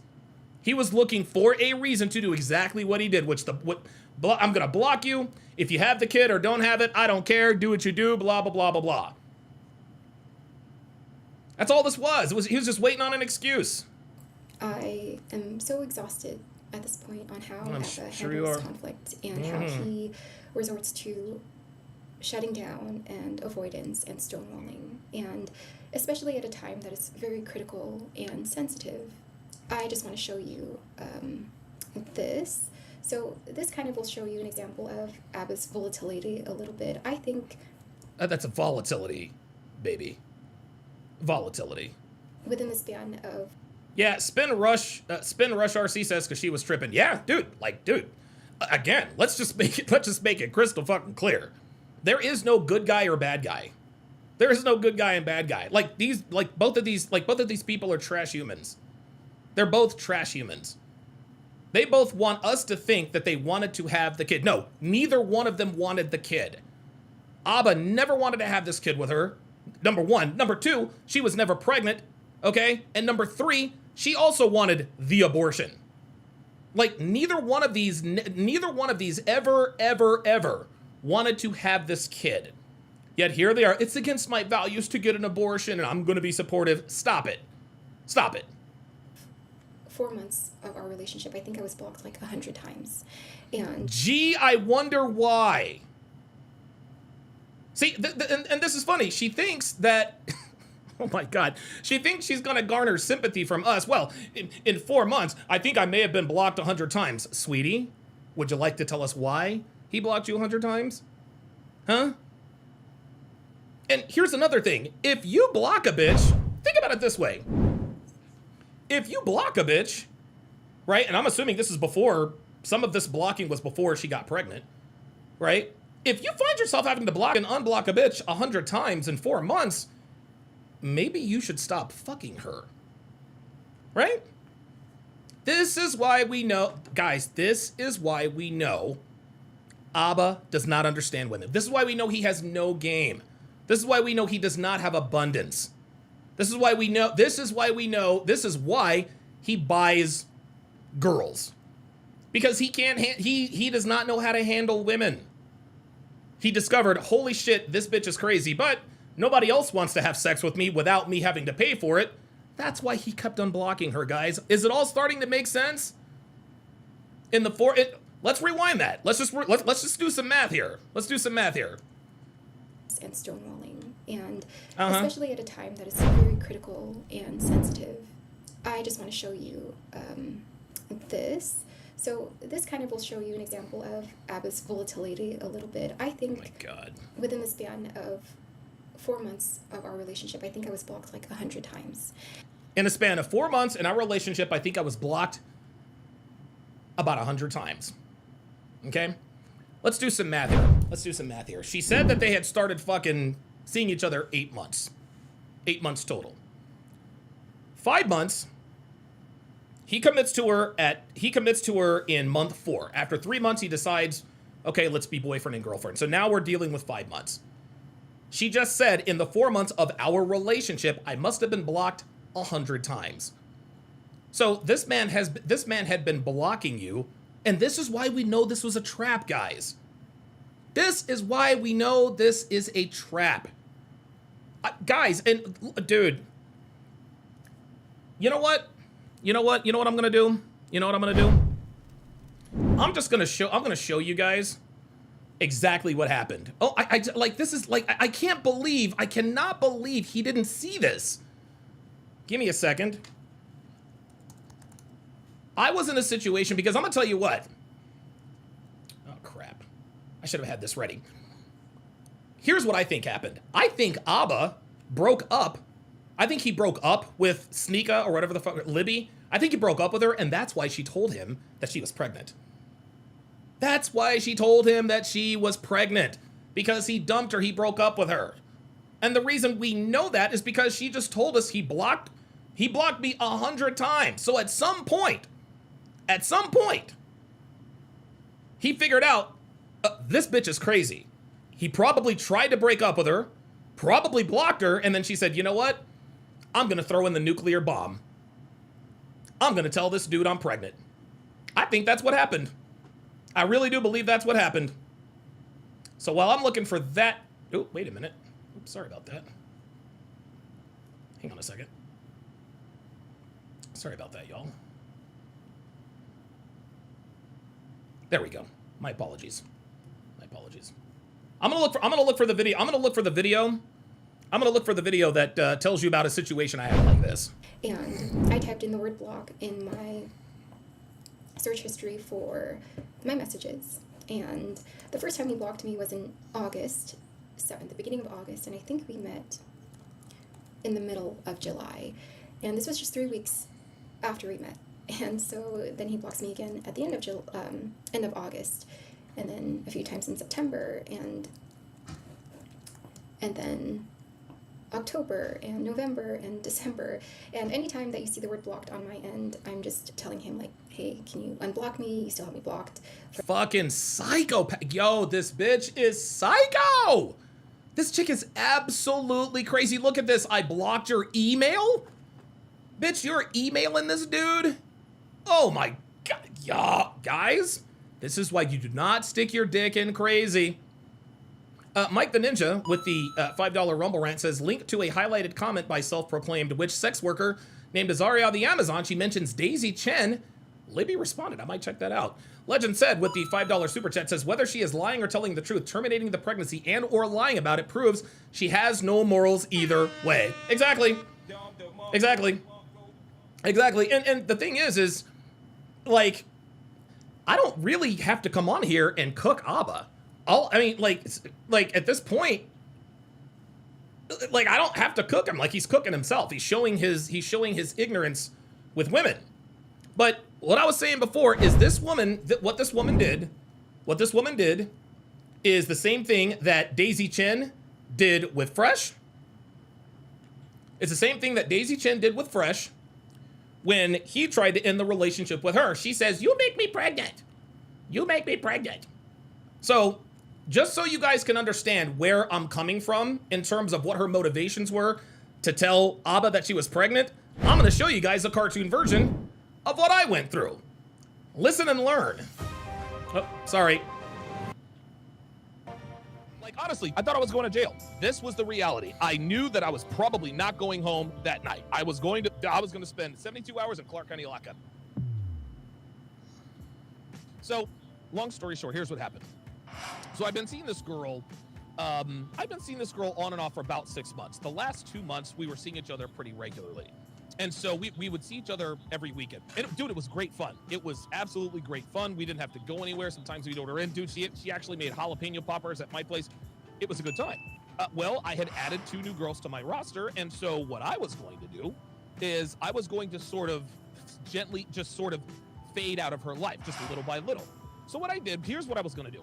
I texted her. I said, hey, I'll use the word stay. I was like, hey, Stacy, it's Donovan. Listen, I've gotten behind on some projects. I'm going to have to take a rain check for this week. We will definitely get up next weekend. Now, my plan was to just not have sex with her that weekend, have sex with her the weekend after, then kind of slowly fade out of her life. That was the plan. And the reason why I was going to do that is because girls don't take rejection easily. You can't just ghost them, right? Otherwise, they go absolutely crazy if she actually likes you, and Stacy absolutely did. Like, her name was Tracy. I'll just keep it real. Tracy really liked me. She liked me a lot, and she worked crazy hours. That's why we couldn't have sex on the weekdays, or at least that's what she told me. So who knows? Who knows what the hell she did on weekdays? So what she did is after I sent her that text, she's blowing up my phone. She's like, "Oh my God, what's wrong? Do you not like having sex with me? Is it my body? Is it like?" And I'm like, no, like everything is fine.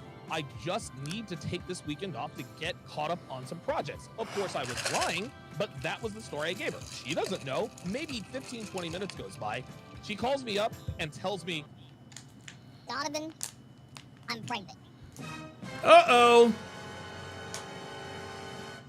Okay, now, this wasn't the first time I had a girl call me up and tell me she was pregnant. So I immediately just go into autopilot. I said, all right, stay right where you are.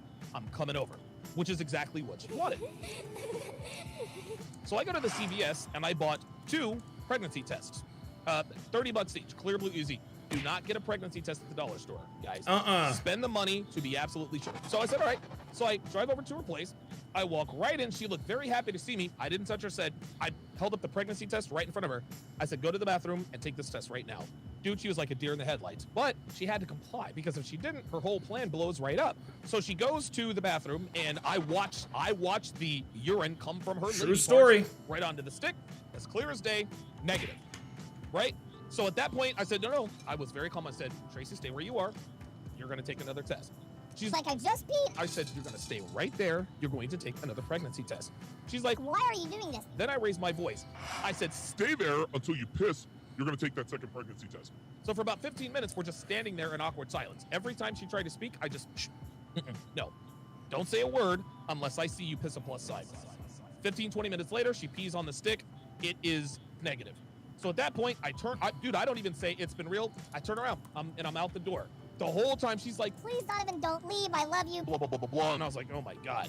So as I get towards her door, I hear her walk into the kitchen, and I hear her, and I didn't know she was on the phone. She said, Yes, I would like to report. Domestic Duracell. at that point, I knew I couldn't leave. The reason I couldn't leave is that I was a black man. Number one, I was a black man. Number two, Dude, like, my mind flashes back to this. Like, I can feel my heart rate. I can feel my heart rate. I can feel my adrenaline rising. That was some scary shit. she was a white girl. If she calls the cops and says, Donovan, domestic Duracell, he Duracelled me, then guess what? If I leave, I'm automatically guilty because they think I'm trying to get him out of there, right? And that's just how that was. Listen, I'd been in some crazy situations before, never like that. Inside, I was freaking out. I didn't let her see I was freaking out. So I went over and sat on her couch. I took out my Windows phone. And it's funny because I just downloaded an audio recording app. What I did is I broke out my phone, I hit the audio recording device, and I didn't place it as though I'm recording. I just took it out and just kind of put it on the table. So I said to her, I said, look, Tracy, I said, why are you lying? Why did you call the cops and lie to them? Why did you just call the cops? And I made sure that I was very, very clear. I said, why did you just call the cops and lie to them and tell them that I slapped and choked you? This girl was, and dude, she had no idea what was happening. She took the bait right there. She says, It's because I'm tired of all this BS. I didn't want to lose you in my life. I freaked out. I thought I was never going to see you again. I didn't know what to do. And so I did the first thing I could think of to try to get you to stay. I said, that's it? Now, of course, inside I'm seething because this girl is, now that my life is in this girl's hands, I just kind of said, that was it? She said, Well, yeah, that was it. I said, well, Tracy, why didn't you say so? If you had told me that you didn't want to lose me in your life, that totally would have made a difference. She's like, Really? I'm like, dude, you just called the cops and lied on me. All you had to do was tell me that you didn't want to lose me in your life. And of course, I lied to her. I said, I just had to get some projects done, but I didn't have a problem with you coming to my house, maybe, watching a movie, Netflix, and I didn't say Netflix and chill wasn't a thing at that point. You could have come over and, hung around while I was working on my project. And she's like, Yeah, we can totally do that. I was like, all right, cool. So right after, so we sort of converse a little bit, right? And I don't know how much time went by, but right when we were sort of calming things down a little bit, the door, and it was not a knock on the door. It was a bang on the door. Immediately, Tracy goes white. Her eyes wide as saucers. She's like, she forgot she called the cops. She forgot that she called the cops. And so I sort of gestured towards the door. I said, get the door. And she's like, No. I was like, dude, get the door. She says, What if we don't answer the door? She's like, I'll just tell them it's all a big misunderstanding. I said, you need to go and answer the door. They pound again. Because again, they think a big black man is in here assaulting a poor little white girl. And listen, I've been on the other end of cop knocks. I know exactly what they sound like. She says, we just won't answer. I'll just tell them it's a big misunderstanding. Then I said to her, Tracy, you need to let them in or they're going to let themselves in.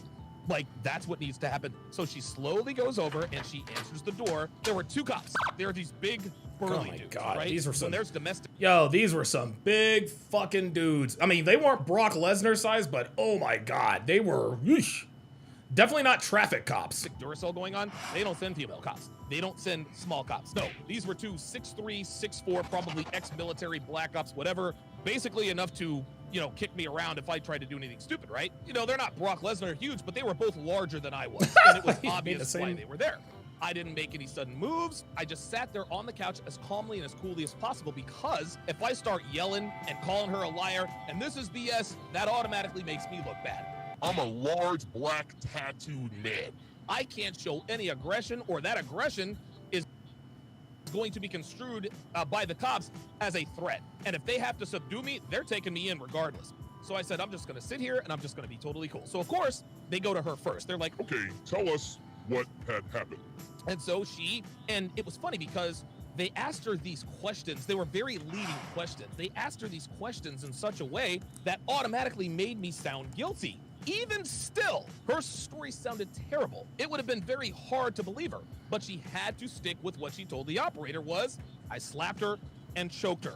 That's what she had to stick with. And when she told the story play-by-play, you could tell Oh, slapped her and choked her. Doesn't that sound familiar? Stefan Diggs. she was lying. They probably interviewed her for 15 minutes. Like, they kept asking. I was like, dude, are these guys trying to get me convicted? And at that point, I was like, are they going to allow me to tell my side of the story? Like, honestly, I thought I was going to jail. This was the reality. I knew that I was probably not going home that night. I was going to spend 72 hours in Clark County lockup. When all of that was finally done, they then turned their attention toward me. They said, okay, Mr. Sharp, what do you have to say about this? What's your side of the story? I said, officers, I showed them my hands because, again, I'm a black man. They're white cops. I said, I'm going to reach for my phone. Is that okay? They said, Yep, that's okay. so I reached for my phone and I opened the app. I was praying to every god I could. Dude, I was praying to God, Allah. So I hit the play button. And to my great relief, our conversation rang out as clear as a bell. Even the part where they banged on the door to come in, I would record it all the way up to that point. Even the part where they're like, Hey, I'll just tell him it's just a big misunderstanding. they heard everything. And she said, Because I'm tired of all this BS, and I didn't want to lose you in my life. and it's funny because when I started playing the recording, Tracy tried to interrupt. One of the cops just said, that's all. She tried 3 or 4 times. He kept saying, at the end of the recording, one of the officers went over there, says, Miss Andrews, we are placing you under arrest. You have the right to remain silent. dude, she's crying her eyes out. She's like, You gotta believe me. He trapped me. He entangled me. He threatened me. Like he told me about the recording. that's all there was to it. So they let her outside, and of course she keeps crying. One of the officers stayed back and says, Listen, man, do you want to press charges against Miss Andrews? I was like, no, dude, I don't want to have anything to do with her. I just said no. I just want to get the hell out of there. Because if I press charges against her, now I got to show up to court. He says, Listen, we can do a restraining order if you want. I was like, I want nothing to do with any of this. I just want to go home. He says to me, You know, if more guys did what you did, we'd probably be locking up a lot less men. the moral of the story is record everything, guys. Dude, record the audio, record the video, record everything. Because what you have to understand, the burden of proof in a court of law is guilty beyond all reasonable doubt. And there it was. There it was. And so those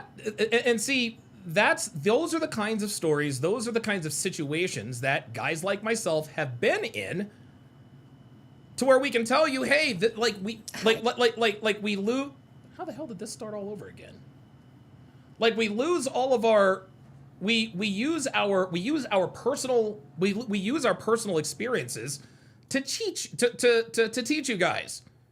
Okay? Abba, again, was never good with girls. He did not understand that when he tried to break up with this crazy bitch, that she would resort to something as extreme as this.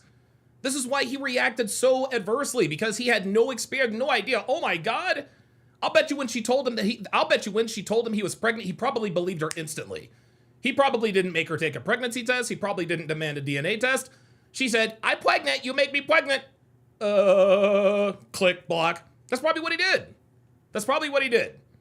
And so just to sort of rewind, and this is just a hypothesis, my guess, again, just based on what she just told us, having been blocked 100 times in her words,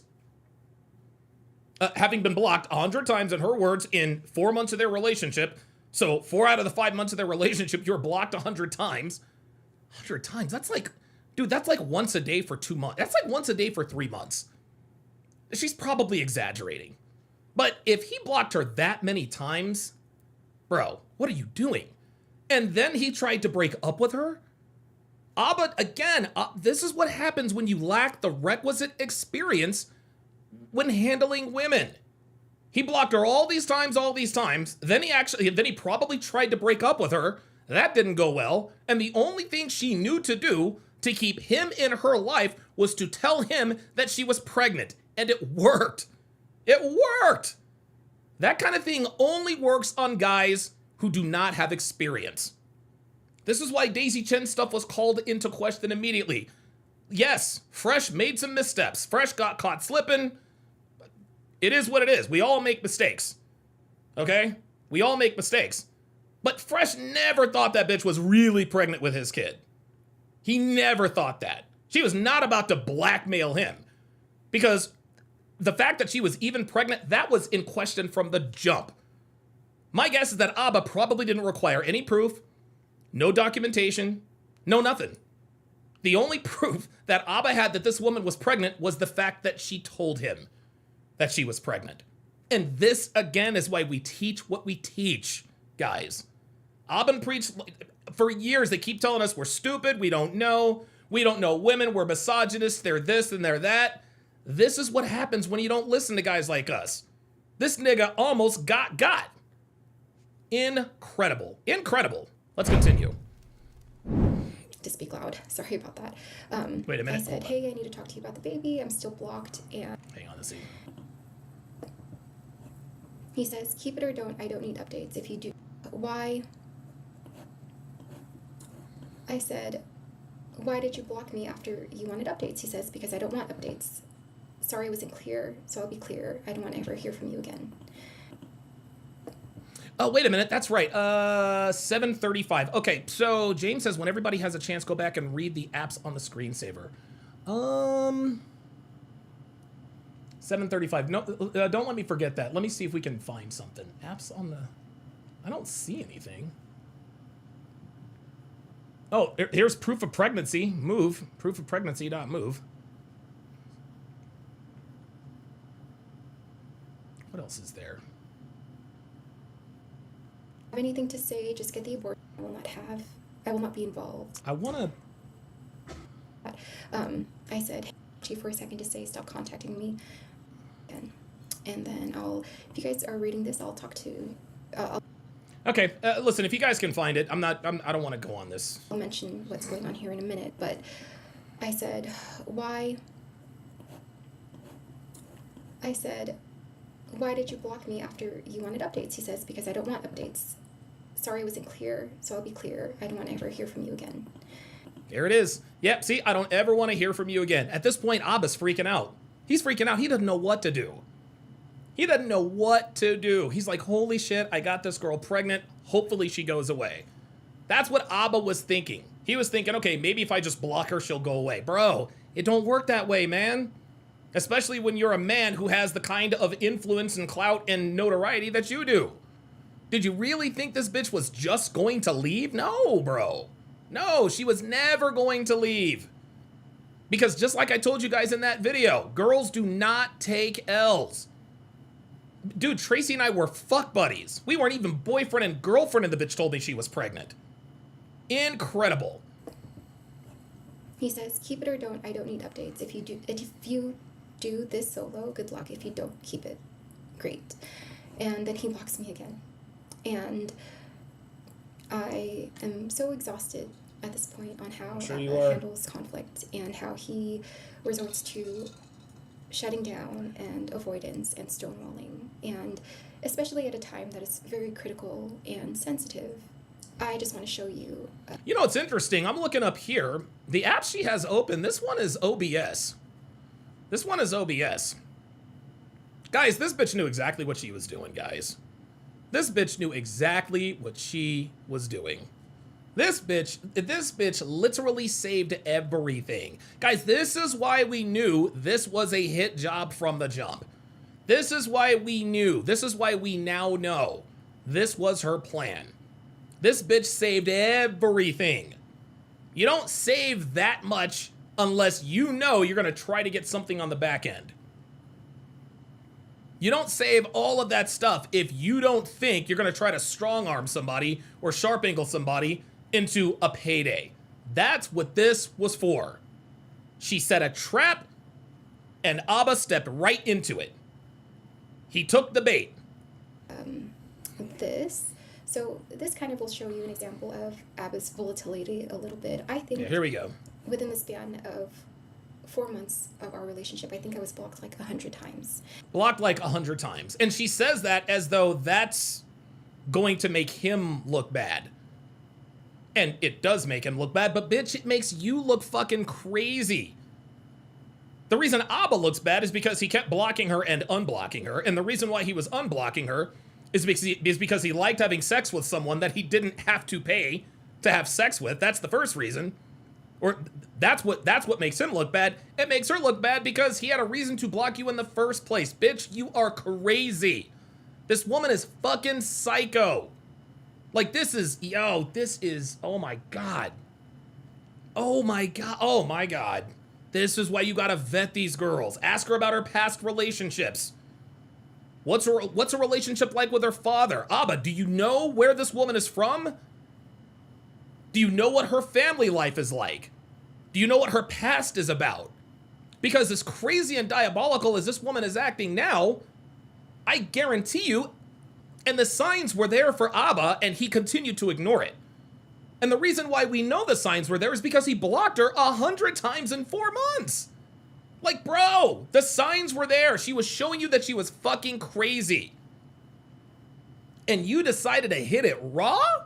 Even if you're shooting blanks, bro, what are you doing? What are you doing? Oh my God. And I typed in the word block in my search history for my messages. Look, see? She even knows how to, look, she had this already. This bitch has a whole fucking dossier on this dude. Unbelievable. The first time he blocked me was in August 7th, the beginning of August, and I think we met in the middle of July. And this was just 3 weeks after we met. And so then look at this. Just 3 weeks after we met, he blocked me. Guys, yo. Abba, guys, this is so obvious. A bitch you gotta block 3 weeks after you meet her? Bro, that's a bad sign. What are you doing? If you feel the need to block a bitch 3 weeks after you meet her, maybe it's not such a good idea to continue talking to her. You felt the need to block this bitch 3 weeks after you met her, and you still had unprotected sex with her. You guys see what's going on here? Abba did a response to this like he is on some moral high ground about how he's vindicated. No, Abba, you're not fucking vindicated, bruh. You are a fucking idiot. A fucking idiot. This woman trapped you. This woman told you she was crazy. She told you she was crazy, and you still fucked her raw. And then you wonder why she's doing this. This is absolutely insane. 3 weeks after they met, he blocked her. Then he unblocked her 100 times and still hit it raw. What? Fucking hell. He blocks me again at the end of August. Oh my and God. Then a few times in September and then October and November and December. And anytime that you see the word blocked on my end, I'm just telling this dude blocked this bitch. He blocked her all summer and all fall long. Oh my God. him like, hey, can you unblock me? You still have me blocked from Jesus. Instagram or something. And you have me blocked on Instagram. So again, she's still showing that she's fucking psycho because she's trying to hit him up on every other platform. Every other platform. And the reason why she kept trying to get at him had nothing to do with the way she felt about him. Abba was a mark. That's it. Abba was a mark, y'all. That's all this man was to this woman. She did not love you. She did not care about you. You were a target. Okay? This is a Black Widow cosplaying as a little princess. Don't get it twisted, guys. Do not get it fucking twisted. This woman is trying to sit here with this soft voice and no, bitch, you're a Black Widow. Okay? We know what you are. Bitch, he blocked you 3 weeks after you met. And then October, November. Ay. that doesn't stop there. Of course not. Now type in the word blocking, which is different from blocked. Oh my but God. I still have a bunch of where he's like, I'm blocking you here. And I put blocking here because I didn't block him here. I was telling him like, hey, you keep blocking. And this bitch is fucking nuts. Yeah. So now I'm blocked and I'm upset. I am. Oh, you're really? I'm pregnant. I'm feeling emotional. I'm hormonal. All these changes. And I don't want to blame it on that specifically because I knew that I was also exhausted from the dynamic of Ab and I. And so this is a blemish on my part in all of this. But I pretend to send a screenshot of Abba's message saying that he doesn't want to be a part of this anymore. I pretend to send it Ah. I pretend to send it. Guys, that's what we call a smoking gun. Oh, that's what we call a smoking gun. Did you hear what she just said? She just sat here and admitted to fabricating a text message. Listen to this again. So this is a blemish Uh-huh. on my part. Uh-huh. In all of this.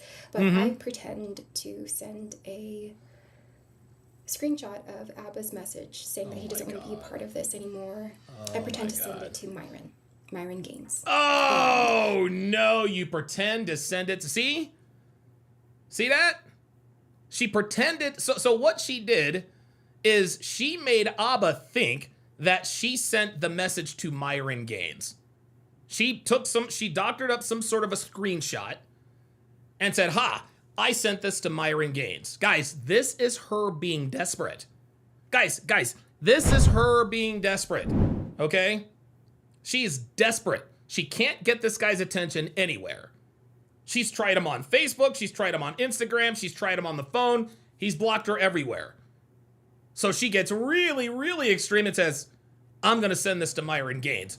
Do you understand what's happening here, guys? Do you see what's happening? This bitch is absolutely fucking crazy.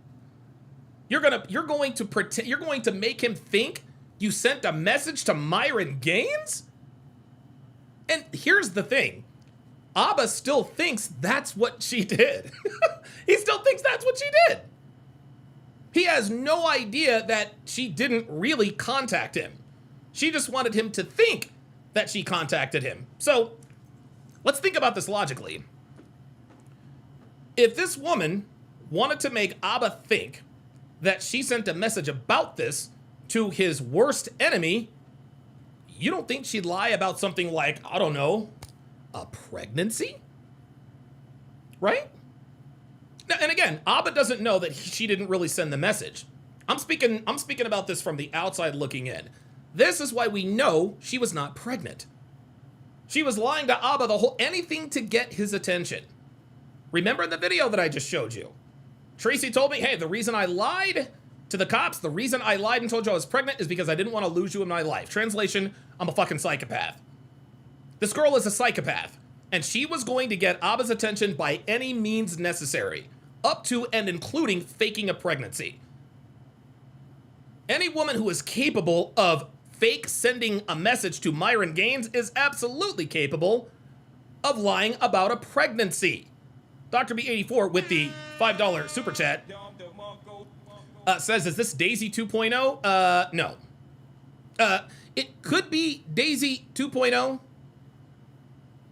It could be Daisy 2.0. You know what I mean? Could be. But here's something else. Here's something else that this is another lesson that can be gleaned from this. And Abba, I hope you're watching. I hope you're watching, okay? This is why we teach what we teach, okay? You see, there's this thing called a non-disclosure agreement. Oops. Oh, boy. That's not what I wanted to do. There it is.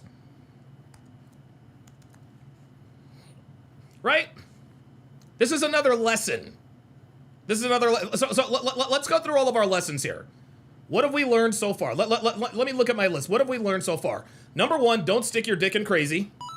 Okay? Number 2, use protection. Okay, Abba, if you're listening, don't stick your dick in crazy. When and if you do, use protection. Number 3, have these bitches sign an NDA. What on God's green earth are you doing, Abba? What are you doing? You sat there and made fun of Fresh because Daisy Chen and that crazy blonde bitch Noelle came out and spilled all the tea. You want to know what Fresh learned from that? He has these bitches sign an NDA. Has Fresh had a scandal since then? Has he had a scandal since then? Yeah, I didn't think so, because Fresh actually learned from his mistake. Right? You know what they say. Smart people learn from their own mistakes or something like it. Wise people learn from other people's mistakes. This is why we know Abba's a fucking dumbass. Fresh literally gave him the template ×2. This is what not to do in these situations. If he had had this crazy bitch sign an NDA, we would never know about this. We would never, ever know about this. This is why we know Abba is game fucking goofy. This dude has zero game. In the future, have these bitches sign an NDA. Fresh made this mistake with Daisy Chin, and he made the mistake with Noelle. You remember Noelle, the crazy bitch who wanted to have men jailed for cheating? This is why we teach this stuff. We're not just up here running off at the mouth just to hear ourselves talk. No, we teach you guys this stuff because it's true and it applies. If Abba didn't have his head so far up, his morality in his ass, maybe he would have learned from Fresh's situation. But all he wanted to do was make fun of him. Ha ha ha ha ha. You didn't know. Bitch, you just got, bro. You just got. An NDA would have eliminated all of this. But we don't know what the fuck we're talking about. Unbelievable. What a fucking dumbass. What a dumbass, man. Like, you literally sat there and watched Fresh get dragged for almost the same thing. And you didn't have the wherewithal to make this crazy bitch sign a non-disclosure agreement? Jesus Christ. I never do it, and I never did do it. But that was just to, like, I was fighting back a little bit. But again, I never did it. Of course you didn't. Because you're fucking crazy. I also messaged the Abin Preach page. And Oh, I tell boy. him this. I'm not going to read. Oh boy, look at this. All right, so let me take a screen grab of this. See, now she's going, see?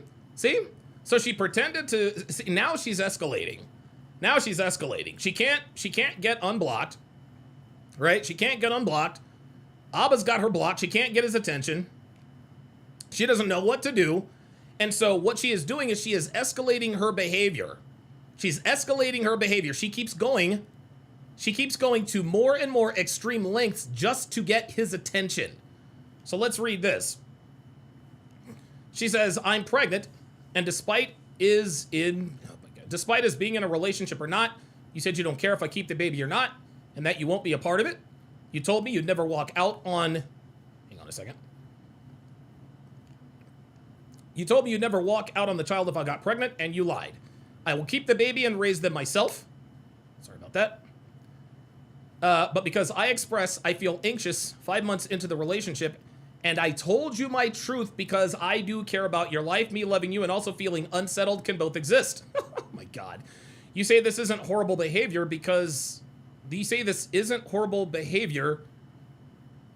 towards me? Okay. You're saying this behavior is better than blackmail. I didn't even say what I was going to do. I never said I was going to do that. Blah. I'm not reading all that. That's just a bunch of jibber jabber. This is just her showing us that she's showing us that she's crazy. This is her showing us that she's crazy. She keeps escalating. She tried to hit him everywhere else. You know what? I'm going to go to the Abba and Preach page. Unfucking believable. Read it, but I'll leave it up here so you guys can view and pause if you'd like. And he just responds, hey, blackmailer, stop reaching out. And hey, blackmailer, stop reaching out. Abba gets very upset. Of course he does. Now, Abba get upset because he didn't know what the fuck to do. Preach sees these messages, and now Preach knows that his girlfriend is pregnant. Sweetheart, oh my God, you were not his girlfriend. No, you were not. You see how Preach now knows that his girlfriend is pregnant. Bro, you are not his girlfriend. Oh my God, this bitch is fucking crazy. Now Preach knows Abba's girlfriend is pregnant. And oh my God. Abba calls me at some point, and this is just another example of how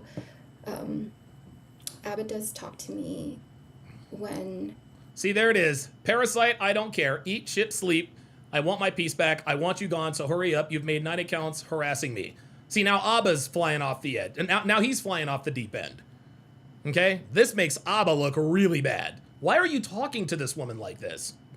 If you're supposed to be this bastion of moral superiority, why are you talking to this woman like this? Ay. He does get upset, so I don't answer because I'm trying to get something to eat. I'm hungry and I'm like sick. I'm in my first trimester and I don't answer. And he says, I don't care, bye, blocked. I'm trying to eat. Hey, I was really trying to get something to eat. I haven't eaten. He says, Parasite, I don't care. Eat, shit, sleep. I want my peace back. I want you gone. So hurry up. You made 9 accounts. Listen, man, I'm gonna tell you what. Look, I can't blame. I cannot blame Abba. I can't blame him for this. I can't blame him for this. I'd want her ass out of my life too, man. This bitch is crazy. Harassing me and blackmailing. So he's talking about my cousin reaching out and sending him messages and... Oh my God. This bitch got her cousin to reach out to Myron. Now she's getting family members to reach out to him. Now, again, she continues to escalate. She continues to escalate. I'm pregnant. I sent a message to your mortal enemy. Right? I hit the Abba and Preach page to let everybody know that I'm pregnant. Now she's getting family members involved. Holy shit. This is why we teach what we teach, man. This is such an L. Oh my God. He calls again, and we finally get on a phone call. Oh. This is the most brutal phone call, and Oh my it God. does reflect everything that I had mentioned before, that it was verbal and emotionally abusive, and Oh, bitch, please. Give me contained a a lot of break. dehumanizing We don't care. language and Fuck outta here. degrading language, and I actually have the phone call right here, but I cannot play it because Abba can file legal action against me. And in this phone call, he also says, I will never meet the baby. I will never look at the baby in the face. I will never know its name. And if I Isn't that interesting? Because what Abba played for us on his response video, we didn't hear any of that. do, I will make sure to tell. And here's the thing, I'm not a legal expert, but the fact that Abba actually leaked some of the phone call, does this mean that she now has the right to leak the entire phone call? Because I didn't hear none of this, I will never see the baby. I didn't hear none of that from what Abba played. And I'm going to play it after this. You guys are going to hear it. Them that their mother was disgusting and horrible. Oh my And God. he says that he will make sure he's never a part of the baby's life. And I know... Make sure you're never a part of the baby's life. Yeah, Mr. Morality, right? Mr. Accountability, Mr. Morality. Right? And Abba thinks that because he played part of the phone call, he thinks that he's vindicated. No, bro. Nah, bro. I've got 17 minutes of that phone call that you put on your channel, by the way. This phone call, I think this phone call is what, 40-something I minutes? can't picture Abba saying this. Give me a second. And Hold up. phone call, he also says, Yeah. 48 minutes and 3 seconds. This is a 48-minute phone call that she recorded. Abba only played us 17 minutes on his live stream. He only played us 17 minutes on his live stream. He didn't want us to hear that whole phone call. Now we know why. Listen to what she says again. And at this point, I don't have any reason to believe she's lying. I will never meet the baby. Mm-hmm. I will never look at the baby in the face. I will never know its name. And if I do, I will make sure to tell them that their mother was disgusting and horrible. There you go. And Listen to this. he says that Mr. fucking Morality. he will make sure he's never Yep, Mr. Integrity. a part of the baby's life. Never a part of the baby's life. So he wants us to think. So I'm sure he's probably, his response to this is, she lied and blah blah blah blah blah. She's lying, blah blah blah blah blah. I'm sorry, Abba. You believed that Daisy was telling the truth, did you not? I'm sorry. Refresh my memory. Wasn't Abba telling his entire audience on stream after stream after stream? He believed what Daisy was saying. He took her at her word, right? So if you took a bitch's word, if you took a bitch at her word and you didn't even know this bitch, you expect us to think that this woman is lying? So you're going to give yourself permission to believe Daisy Chen, but you're going to expect us to believe that she's lying about all this? Yeah, nice try. Nice try, Mr. Integrity. And I know you can't picture Abba saying this. Yes, we can. But he does say it. And after that, I never hear from Abba again. 3 days go by, and I am desperate to talk to him. Yep, of course you are. And I contact Preach through Instagram, Oh my and Preach doesn't God. want anything to do with it, which is understandable. Oh my God! Now she's calling his friend. Oh my God! Yeah, this bitch is crazy. This woman is out of your mind. Rated says no. This Libby lady reached out to you too. No. She did not. No. Hell no. No. Mm-mm, fuck that. And I just kind of leave it alone after that. Week 1 goes by and I don't hear anything from ABBA. Week 2 goes by, I don't hear anything from ABBA. And then now we're at week 3. And I know that 3 weeks doesn't seem like a long time, but when you're a crazy bitch, 3 weeks is forever. when you're trying to figure out a situation as When you're a crazy bitch, 3 weeks is forever. critical as this one, and you're so desperate to talk Yeah, when you're a crazy bitch, 3 weeks is forever. Just say that, sweetie. to We got you. the father of the baby, 3 weeks felt like a very long time. Sure it did. And week 4 comes up, and I now have to make a decision. And I have to make a decision based off what the reality is.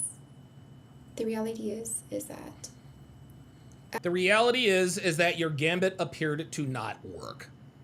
That's what this is. You thought that this man was going to stay in your life because he thought you were pregnant. That's what this is. ABBA completely left me for dead. And ABBA Left me for dead. walked out on the pregnancy, and Ay. he is now absent from this entire thing. And he doesn't want anything to do with the baby, and he doesn't want anything to do with me, and I make the hardest decision I ever had to make, and it was a very painful decision, but Of course it was. I end up having the abortion. There it is. You end up having the abortion. There we go. This is why I know she was never pregnant. This is why I know she was never pregnant. This is why I know that her telling Abba that she was pregnant was all a ploy. Because if she really were pregnant with his child, the ultimate way to get his attention would be to what, class? Have the baby. You're getting your family members to call him. You're making 9 and 10 accounts. You're contacting Preach. You're fake sending Myron texts. You're doing all this crazy shit to try to get his attention.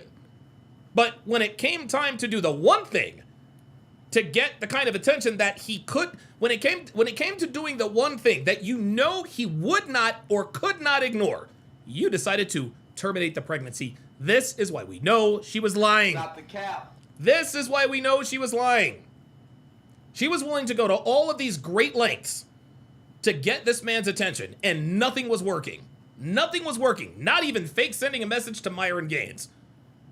So one might think that if you really wanted his attention, if you really wanted to make it so that he didn't have to, so that he couldn't ignore you, would be to have the kid. But she was never pregnant. I told you Daisy Chen was going to get an abortion because she was never pregnant, and that's what this woman did too. This woman wants us to think that she just walked away from an 18-year bag. For what reason? Well, I had to make a very difficult decision. Sweetie, the decision wasn't difficult to make because there was never a decision in the first place. You were never pregnant. I don't care how many icons you have up here that says proof of pregnancy. No, this ain't proof of pregnancy.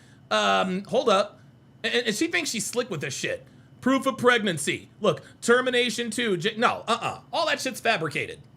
All that shit's fucking fabricated, man. All that shit's fabricated. You want to know something? Check this out. Check this out. Y'all want to see something? Look, I haven't shown this website in a while. Let me see if it's still up. Oh, happy day. Oh, happy day. Guys, what you are about to see is absolutely, positively, dia-fucking-bolical. Let's check it out. This is a website called fakeababy.com. That's right. It is called fakeababy.com. Fake sonograms, fake ultrasounds, fake sonogram videos, fake ultrasound look at this. Fake ultrasound generator, 3D fake ultrasound, prank fake ultrasound. Look at this. Personalized fake proof of pregnancy document. Look at all this stuff. Look at all this stuff. Look at this. instant fake DNA test. Look at this. Look at all this. Look at this. Look at this. Fake, look, they even got the trimesters. Fake ultrasounds for twins, 3 to 4 weeks. Look at this.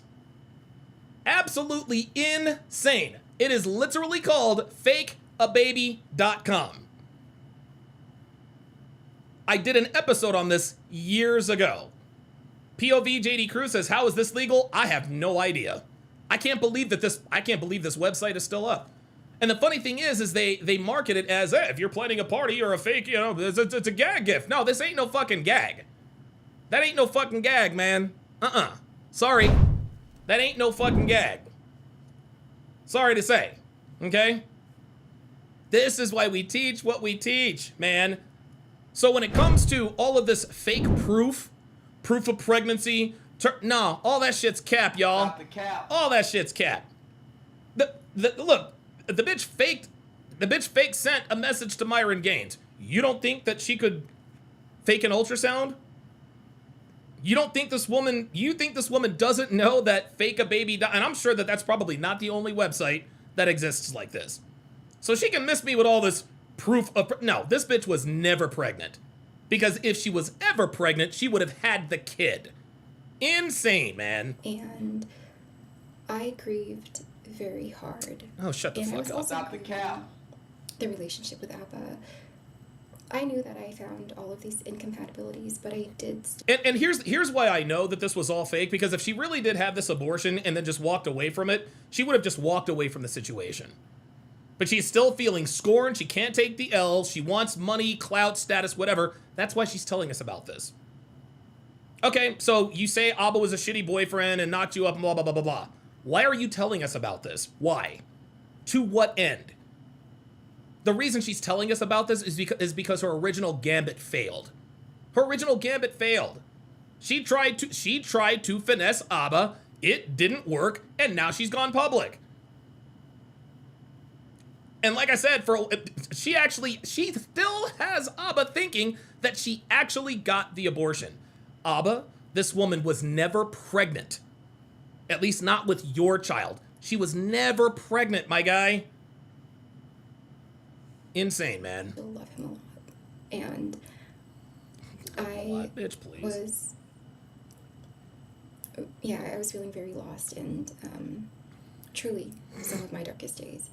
And I think Abba will never get a hold of me again, and he really doesn't care to reach out, but he does. So a week after the Why the hell would he do that? I hear from him on Instagram. And this is what he says. He says, for me to plan things, I need clarity on a few things, whether you intend to continue the pregnancy and what level of involvement you foresee for me.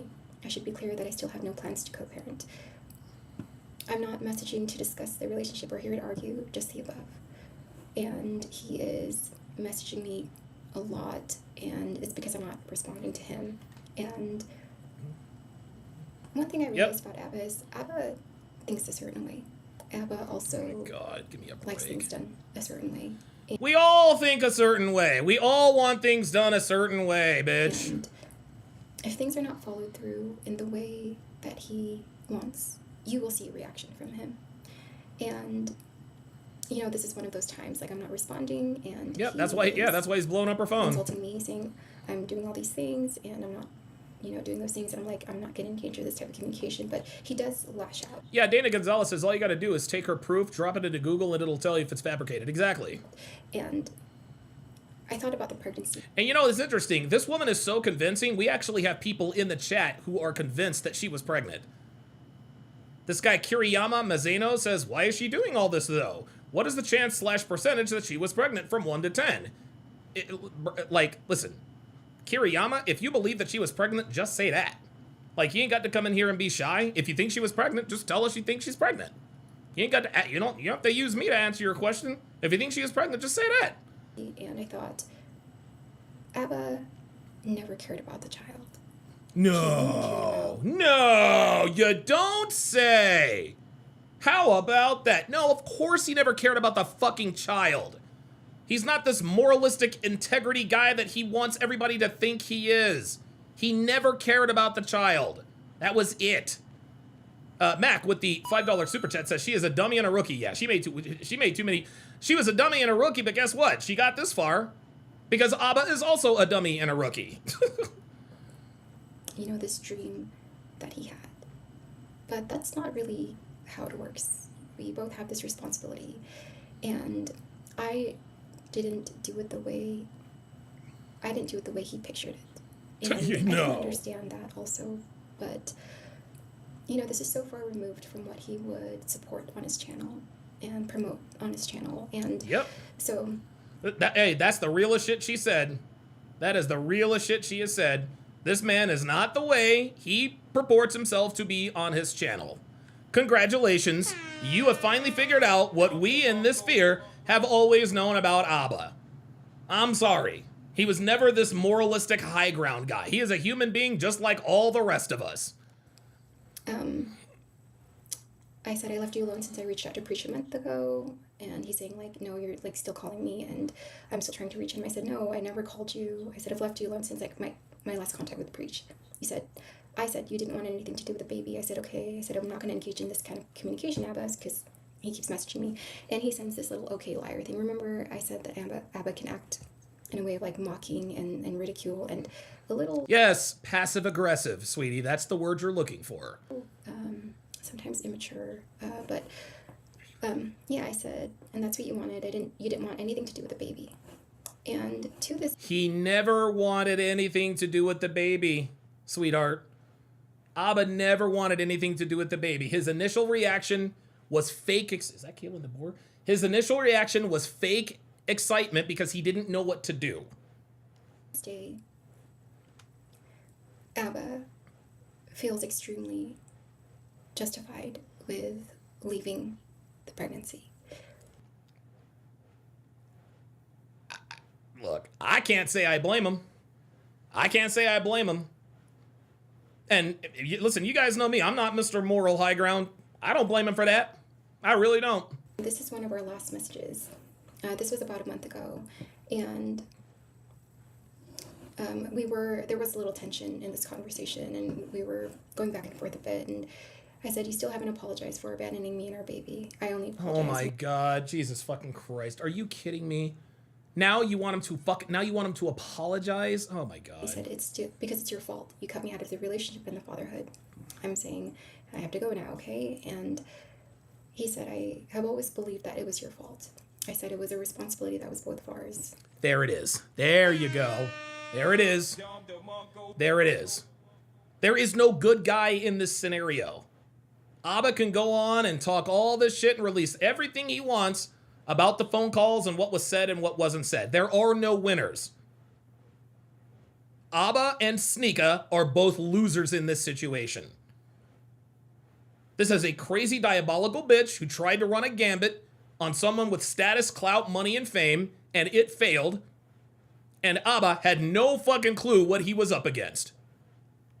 And I said, I needed more security from you. And he said that you didn't want the baby. And he's talking about when I was going back and forth from before the Montreal trip. And the reason she was going back and forth with him about whether or not she wanted the abortion or not was to emotionally blackmail him. She never blackmailed him for real. She emotionally blackmailed him. And she used this fake pregnancy to do it. And Jesus. I realized, this Rookie. relationship is probably not sustainable. No. And this is something I am still healing from, and something I think about often. And yeah, clearly. I'm still grieving, and I do feel like it was wrong, and I did feel like it was wrong at the time. But after some time, sweetheart, you're both wrong. You're both wrong. Time passes. I really think that this wasn't the way it should have gone, and. Well, that's what happens when you try to scam somebody, sweetheart. I'll be posting more examples of my interaction with Abba, and I'll be posting more interactions with Abba. I'll be posting more interactions with Abba. Did you hear that, Kiriyama? That's why she's doing this. She's doing this for clout. That's all this is.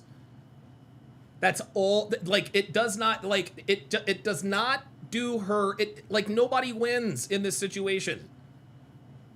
Nobody wins. The only person that has anything to gain from any of this is her. That's why she's putting this out there. The dynamic and this repetitive cycle I experienced with him. So, yeah, thanks for watching.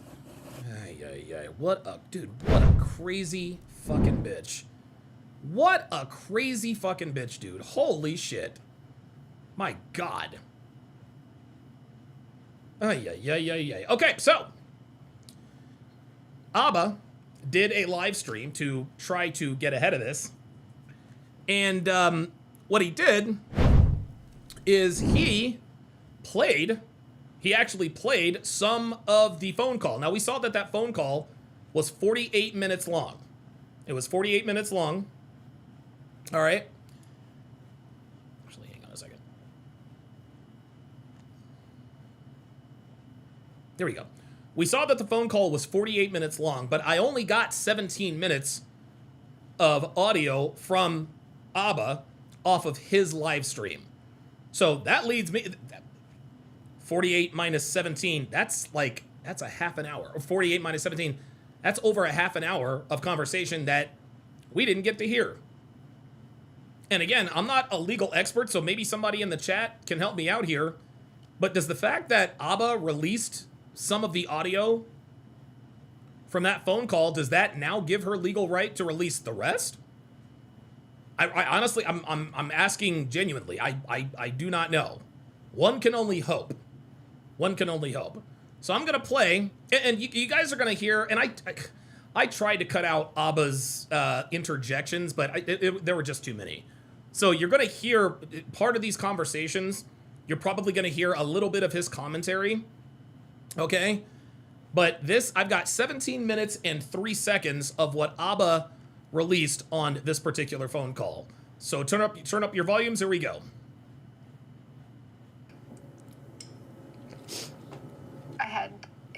I knew you to know that, like, you're saying, like, you knew what I was I explained, like, the debilitating decision making, like, I was doing every day. I was going back and forth every day. I was just trying to figure out what to do, and I regret the way I handled it. And I feel like the first few weeks I was, like, thinking about you first. I feel like I was, like, in a triangle of, like, okay, if I don't have the baby, then things can continue going on with Abba. And what? This bitch actually entertained the idea that if she didn't have the baby, she could continue in a relationship with him. And you want to know what that tells me? That tells me that she thought, that right there tells me that she thought that no matter what she did, that he was still going to take her back. After everything that has happened, the making the 9 accounts, calling him from 100 different numbers, fake sending the message to Myron Gaines, who Abba still believes she actually did that. Getting her family members to call and harass him. Getting a hold of Preach. After all of that, she really did believe that he might still take her back. Insane. But if I have the baby, then it's just, like, all this pressure with someone, you know, I understand that's what you thought in your head, but, like, I think the frustrating part for me is I literally flew down to be there for you for the abortion. I don't know how things were going to go afterwards, but, like, I would have supported you regardless. But when... Absolute cap. Absolute cap. Absolute cap. This is lies. Abba is lying here. There is no way that he was going to continue being with this woman after the abortion. No way. No way. Like, you had to block this bitch 100 times in 4 months, and then you're gonna fly down there and be with her after she decided to kill your unborn baby? Nope. Sorry, Abba. And the reason why Abba is being so civil is because somewhere along the way, he figured out that she was creating a dossier on this. And so Abba said, okay, and that's the reason why Abba started to call her. Remember, she said, well, Abba started to call me even though I had left He's not messaging me. Or remember, she said that she was leaving it alone. She was ignoring him and he was blowing her up. At this point, Abba's like, fuck. He probably had a night. He probably like, shit, I've said and done some crazy shit. And if she goes public with this, I'm going to look bad. So what I need to do is I need to call her and record the phone call and make myself look a little more civil. That's why he did this, gentlemen. Yes, Jose Garcia says he only switched up after he found out she was recording. Absolutely. Absolutely. Abba is trying to make us think that he was cool, calm, and collected this whole time when he clearly was not. No, bro, that is not. Oh, no. The only reason why this phone call exists, and isn't it interesting that he's the one that released the phone call, right? If somebody releases audio of something and it's not even the whole phone call, right? But this was all performative from him. You can tell. All of a sudden now he's measured, he's supportive. Bro, come on, we're not stupid. But it didn't seem like that. It didn't. You kept saying like you're never gonna be the same. But that's just true, right? Like you are not gonna be the same either, and that's okay. Listen to him actually making it sound like he gave a shit about her. Insane. Like I wasn't gonna lie to you and tell you I was gonna come out the other side one way, but I told you I'd be supportive and I'd be there for you, regardless. I didn't go down there to convince you not to do it. I went down there believing you were really gonna do it. Stop the cap. That's why I went down there. And like you wanted to talk about it, I didn't even want to talk about it when I came down. You were trying to comfort me, and I said it's okay. But you were having a hard time, and I'm not gonna argue with you. You don't think that I look at you and I don't care about how you feel. Like you don't think at the time I'm like seeing you and I do love you and I'm like looking at you and I'm like, this guy's devastated. And then a part of me is like, I also don't want to, but I'm like, again, I was like in this triangle where like, okay, if I don't have Yeah, Silver Wolf says he sounds like he is making a video. He knew he was going to release this. Absolutely. Yeah, this was all performative. This was all performative. When she finally stopped contacting him, that's when she got scared. That's when she got scared because she's now thinking, holy shit, she's going to put all this stuff out there. I need to get something on record that doesn't make me look as crazy. And that's what this is supposed to be. Things can still move forward because it's like we can still figure out if we're compatible. We can still figure all that out. And yeah, I don't think if the pregnancy happened, I don't think any of this would have happened. But sorry, go ahead. Go ahead. I don't know. I think I always told you the outcome I would have preferred. But I told you I would support you regardless. Listen to this guy. And Listen to this guy. And I think I try to show up both emotionally and physically by being there in person. I think I went out of my way to try to make that clear to you. And I also didn't lie to you. I didn't tell you I'm going to be fine, everything's going to be great. I told you, like, it's going to be tough on us. It's going to be tough on you. It's going to be tough on me. I don't know how I'm going to change afterwards. I can only tell you that I'm dreading it. And I think that's a reasonable and, like, mature response to the whole situation. You know, I don't need anyone to coddle me or anything like that. Like, I know these things are going to be difficult. And who knows, maybe it does break us. Who knows? But I wouldn't. Bro, you already knew what it was. Stop it. Ever force you into parenthood before you're ready. And I always told you that. I don't, You see how measured and calm he is? You see how measured and calm he is? That's not the real Abba. The real Abba was in those crazy text messages. Chaos God says she's trying to make him crash out. She already did. She already did make him crash out. That's why he got on this phone call. He was like, shit, I crashed out on her. I need proof that I didn't crash out. That's what this phone call is for.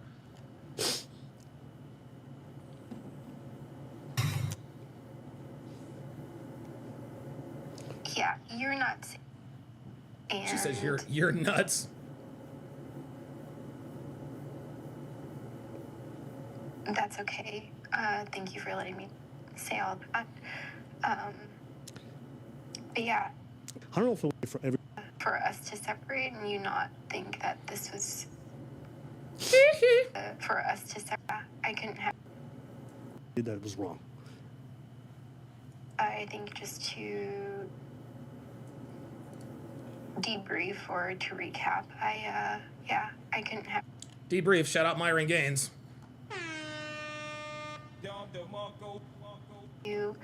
I don't want you to for us to separate and you not think that this was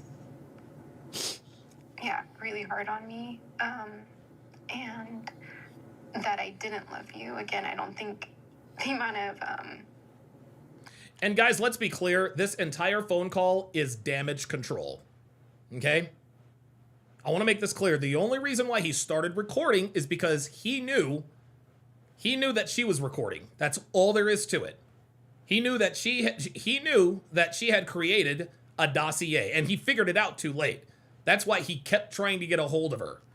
grief I had gone through this last month would have existed, and still carry that today. I feel like the pregnancy kind of made me not think correctly and do things the right way.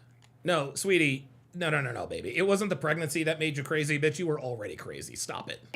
And it kind of messed things up weirdly, and I didn't move properly.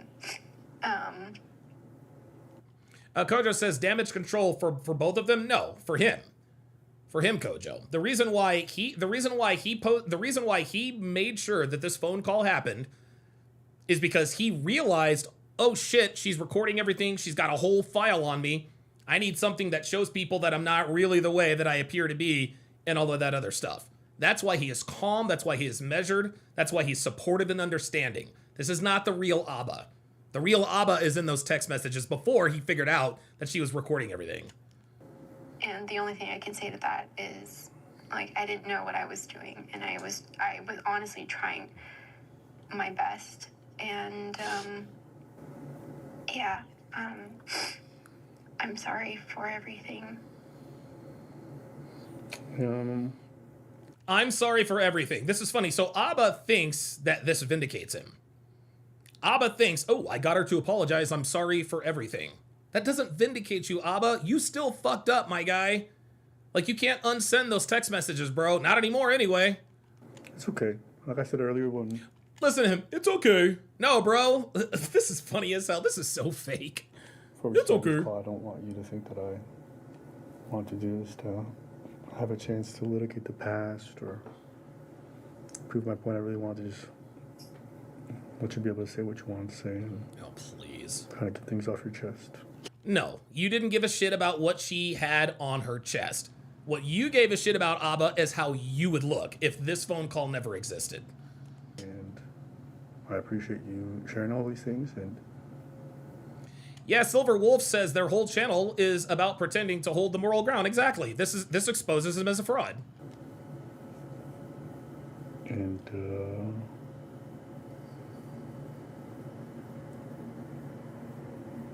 yeah, Yeah. Do you have any questions that you want to ask me? See? Did you have any questions that you wanted to ask me? This was clearly a setup. He wanted to keep... Oh my god, this dude. Oh my god, this dude, this nigga really thinks we're stupid. He really thinks we're stupid. He really wants us to believe that this was just a random phone call and this is the... No, Abba, bro. The cow's out of the barn, my guy. The cow is out of the barn. So you apologize. Do you have any questions for me? What other questions could there be? You blocked this bitch 100 fucking times. And now you're gonna be understanding and measured and kind and honest. I'm gonna be supportive. Do you have any questions for me? Bro, stop it. Fuck out of here. No, but I think really the only honest thing that I'm feeling right now is you're not saying much, and that... Yes, the reason he's not saying much is because he is putting on an act. Did you hear that? At this point, she has to know that she knows that this is performative, and I guarantee you that's probably why she put this out there. That's probably why she went public with this thing in the first place. Because in her mind, she's thinking, okay. In her mind, she's thinking, all right. Okay, so he's recording this conversation and he wants to make me look bad. That's why she went public with this whole shebang. But she just told us right there, she's like, dude, like, you're not saying much. Like, what the fuck? See, he was saying all kinds of shit before, but now that he knows he's being recorded, now he's not going to say much. This is not the real Abba. This ain't the real Abba. The real Abba is in those text messages. The real Abba is the way he treated her and the way he talked to her before he got on this phone call. Don't get it twisted. Just making me feel dumb for like saying everything that I said. Let's keep going with the story, bro. It doesn't make me feel dumb. It just makes me feel like a little. Obviously, it was fine for me to say that, and thank you for holding space for me to even explain. Thank you for holding space for. Oh my fucking. Thank you for. What the fuck does that even mean? That I promise you, that was my reality, and that was all true. But I did kind of like pour my heart out, and Stop the cap. I just feel like if I start doing the same, we're gonna probably start arguing because you're gonna like disagree with how I view things or the way I view them, and I didn't want to invalidate whatever it is that you're feeling. Or Oh, I didn't want to invalidate. Listen to this dude. This dude is reading off a goddamn script. Yo, Abba really? Oh my god, I cannot believe this dumb nigga really thinks that we are buying this. Scott says two snakes trying to outmanipulate each other. Dude, this is crazy. Oh my god. This is absolutely fucking ridiculous. Abba really? Thanks for holding space for me, and I just wanted to be supportive and blah, blah, blah, blah, blah. And I just wanted... Are you kidding me? Nobody talks like this on the phone. Ay, ay, ay. doing that, so I think that's why I'm just not saying much. okay. That's why I'm not. That's it. No, the reason why you're not saying much is because this is an act. I stopped engaging. Coming, you know, well, I also spent time thinking about it. I mean, as far as the end goes, Stop the cap. you know, obviously I didn't see any of that coming, and I kind of just didn't say anything at the time because obviously. After this phone call, I guarantee you, after this phone call, Abba thought in his mind, okay, I have what I need. If she makes this public, I'm going to use this phone call to refute everything she says. Sorry, bruh. Nope. Ain't nobody buying this, bro. Ain't nobody buying this, my guy. Nope. This is abso-fucking-lutely fraudulent. This is not a real phone call. This is all performative. This is all performative. This guy really thinks we're stupid. I was very caught off guard and on top. Yeah, Level Up Man says this whole call sounds staged. Bro, that's what I'm saying. But the reason why she decided to go public with this is because I believe that after this phone call, he had no contact with her ever again after that. You guys understand what I'm saying here? He was supportive, he was doting, and yeah, maybe this is the end, blah, blah, blah, blah, blah. Soon as he got off that phone call, he blocked her. He blocked her. And she said it herself. 3 weeks. 3 weeks went by. That was a long fucking time. And she said, you know what? I've tried everything to get and keep this man's attention. And it almost worked. It almost worked. She tried everything to get this man's attention. She tried faking a pregnancy. She tried to fake a message to Myron Gaines. She was making multiple accounts, blowing up his phone, trying to hit him up on Instagram, Slack, whatever. Got her fucking cousins trying to reach out to this dude. Tried to reach out to fucking Preach. She tried everything. She tried everything. But then when Abba realized, oh shit, this is gonna look bad on me, he decided to set up one last phone call. This was that phone call. And she probably thought that things were going to be amicable between them and maybe, dare I say, get back together. And when she figured out, oh shit, he fucking got me. He got me. He wants nothing to do with me anymore. He made me think that he might still communicate with me still. He made me think that he was holding space for me. He made me think that there was a possibility for a reunion. And when it became clear that that was not the case, that's when she decided to release that video and go public. And that is the ultimate in trying to get his attention. She tried everything to get his attention. Nothing worked. That's why she went nuclear with this. Well, guess what? She has his attention now. She has his attention now. That it was like an outcome I never could have ever imagined. Oh my God. So, you know, with the shock and everything, all I wanted was to just kind of get away. And I understand that from your perspective, you might have felt like you needed me, but Oh my God. honestly, it felt This- like you ran a truck through my head. And I didn't want to say anything because Jay Blaze is in the house, and I'll bet Rich Cooper has a call saved with his girlfriend's pull for future damage control. All right. I had no control or any say in it. So it's just like, I just couldn't be supportive. I couldn't be there for you. This is ridiculous. Guys, do you I couldn't be supportive. I couldn't be. Dude, this is, oh my God, this is such bullshit. This is such bullshit, dude. This dude really thinks we buy this. This dude really thinks that we are buying this bullshit. This is not who he is. Oh my God. It was just, Yo. I knew. It all I makes knew sense now. I did that to you. Mm-hmm. yeah. And I'll just say, like, you know, I don't know, my response wasn't great, but I know my response wasn't great. There you go. There it is. So now he's copping to acting crazy. I know my response wasn't great. That's why the phone call exists, Abba. And honestly, I gotta give it to him. He gave her enough attention to satiate her for a little while, but he didn't want to have anything to do with her. And when she finally realized, oh, this dude really doesn't want to have anything to do with me, I'm going to get his attention. you know, it felt like I got ran over, and then I was like asked to be supportive and present by like the person who ran me over.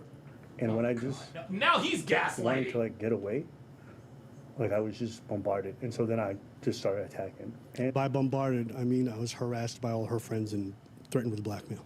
I'm not proud of that response, but I don't know what I could have done in that moment when I tried to get away, you know, like, and, you know, I'm really not someone who spends time being cruel to the people around them or stuff like that. I'm generally very, very, very calm. Oh, are you? But I definitely felt like, yeah, I don't know. I think I felt like there was not much space for me throughout quite a lot of it. And, This and,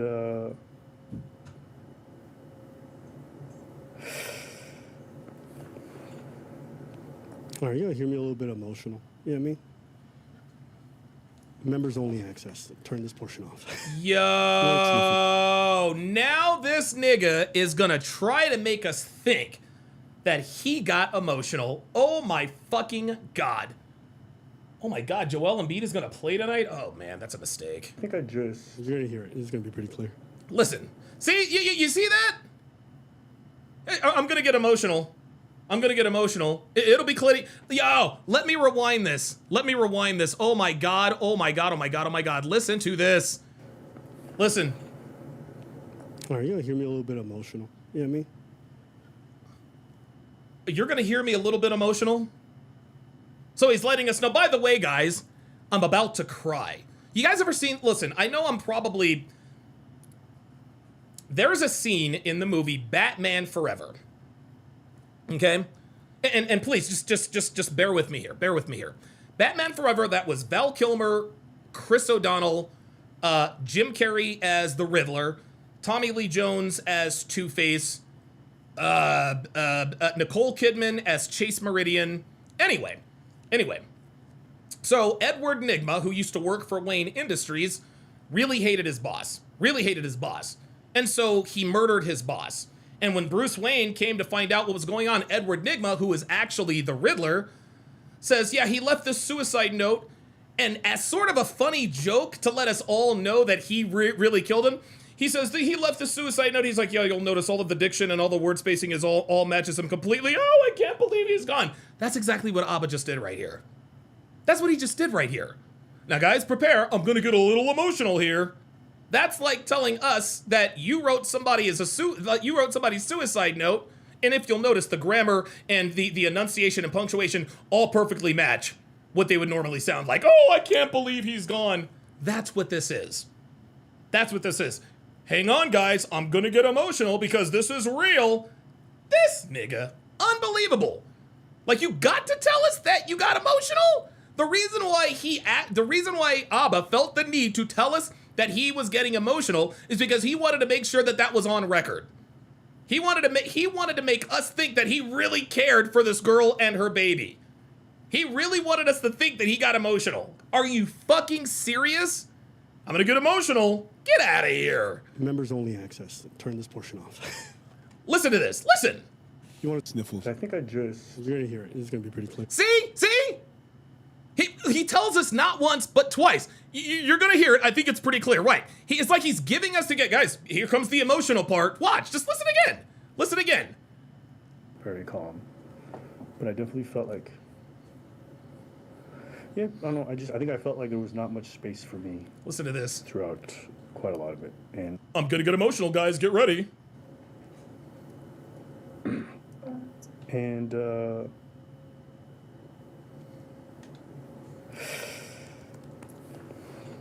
listen to this. All right, you're gonna hear me a little bit emotional. You know what I mean? Members only access. Turn this portion off. You want sniffles? I think I just. You're gonna hear it. It's gonna be pretty clear. Yeah, you're gonna hear it. Are you guys listening? And yeah, Batman Forever was absolutely a fucking terrible movie. Yeah. Yeah. I don't know. I think the relationship as a whole.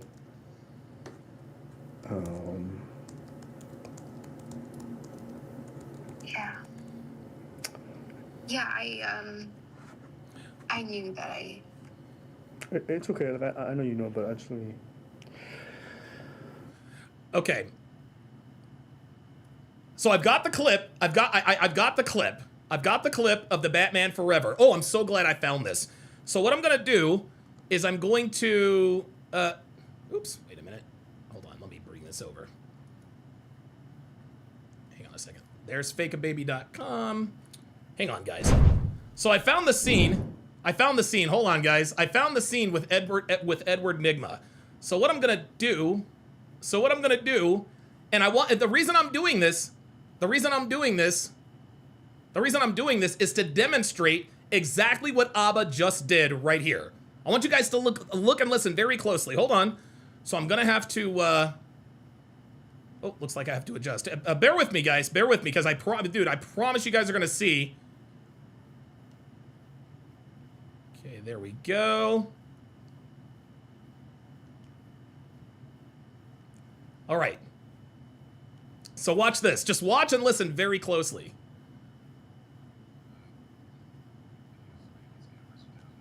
Oh, perfect. It's not, oh, okay. So it's a little grainy. It's a little grainy, so hopefully we can hear it.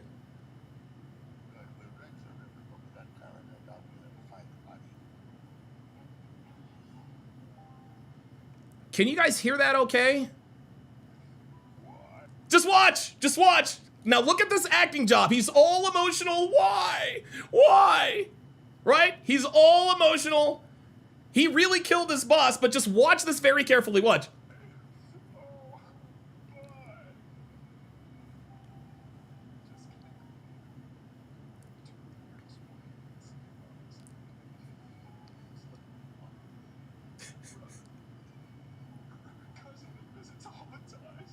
Oh crap. Hang on. I know what I'll do about it. Watch this. Hold on. I think I know how to fix it. Guys, this thing is only so loud, so I'm gonna have to turn up the decibels. I'm gonna mute myself because it's gonna be really loud on my end, but just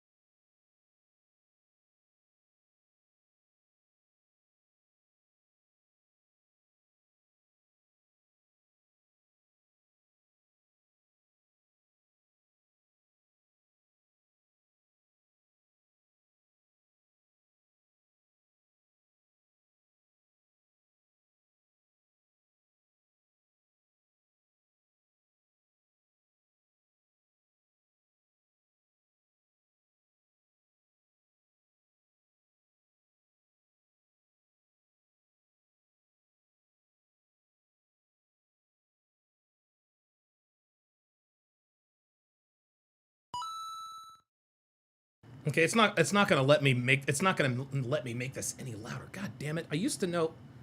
Hang on, guys. Why won't it let me do the... We do it live, guys. Bear with me here. Why will it not allow me to... It's not letting me do the advanced audio properties. Ugh. This is why I hate OBS sometimes. One hidden. Let's unhide all. I don't know what the fuck that means. Okay. Options. There it is. God fucking damn it. I hate that shit. Okay. All right. I figured it out. Hang on, guys. All right. So I'm going to turn this up and I'm going to play this again. Here we go.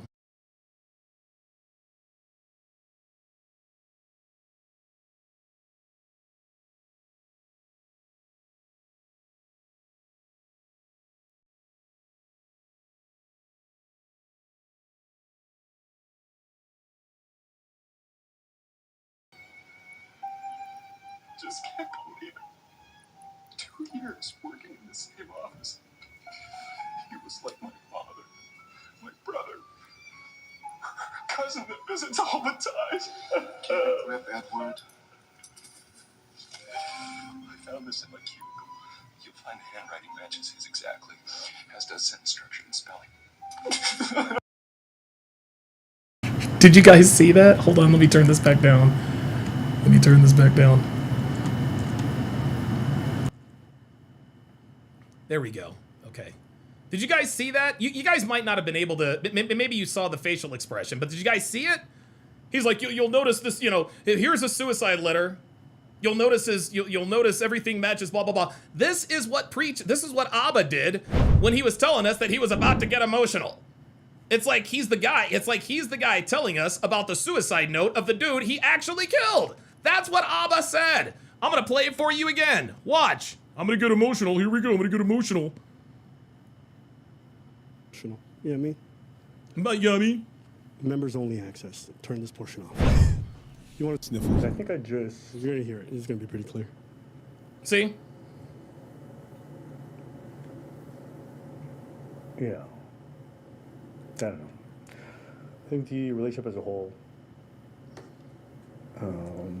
Listen to this dude, man. Yeah. Yeah. Yeah, I knew that It's okay. Like, I know you know, but actually... Wow, this is crazy and, work. I'm sorry that I kept like trying to reach out. I'm not saying this is right. I was so desperate to figure out, like, oh, well, I knew that at that point we were just like at war and we were just fighting.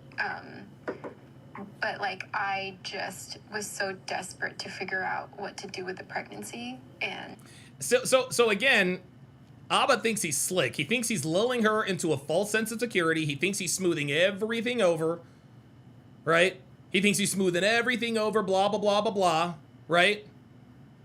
Oh, you know, you held space for me and blah, and I'm gonna get emotional. This is all fucking fake. This is all fucking fake, man. Everything about this phone call is absolute cap. Fuck out of here. No, dude, nobody buys this, Abba. me wanting to keep it, and then I had broken up with you because I wanted to keep it, but then that was like a dumb thing that I did. Again, I froze, and I had broken up with you because I wanted to keep it? What? Oh my god, this bitch is crazy.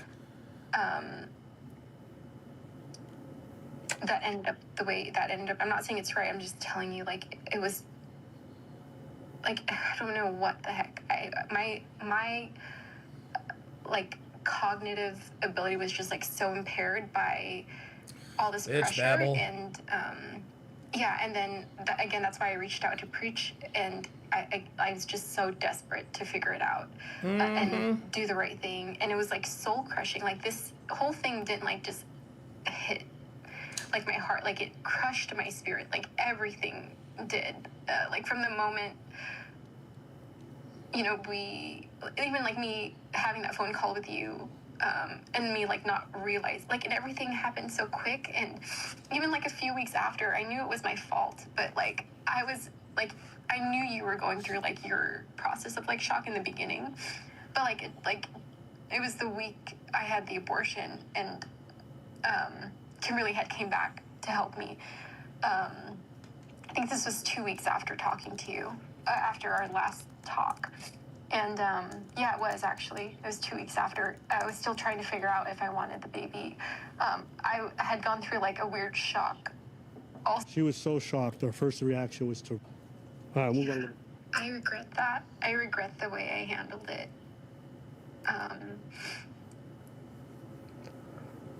I had, yeah, I knew. Okay, I have a better, guys. I have a better look. I have a better copy of it. I just found a better, better thing, a better video. So check it out. I'm gonna play it for you again. This is Edward Nigma.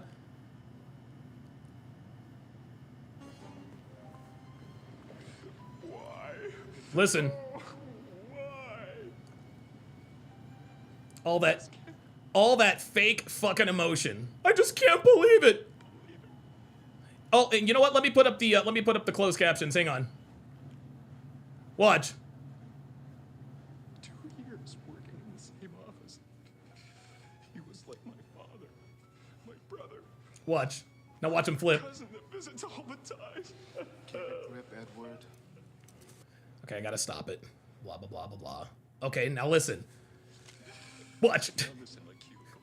You'll find the handwriting matches his exactly, as does sentence structure and spelling. He says you'll see his handwriting matches exactly, including sentence, his sentence structure and spelling. You guys see that? You guys see that? That is literally what Abba just did when he's trying to warn everyone. Hey, I'm gonna get emotional. No, I'm gonna get emotional.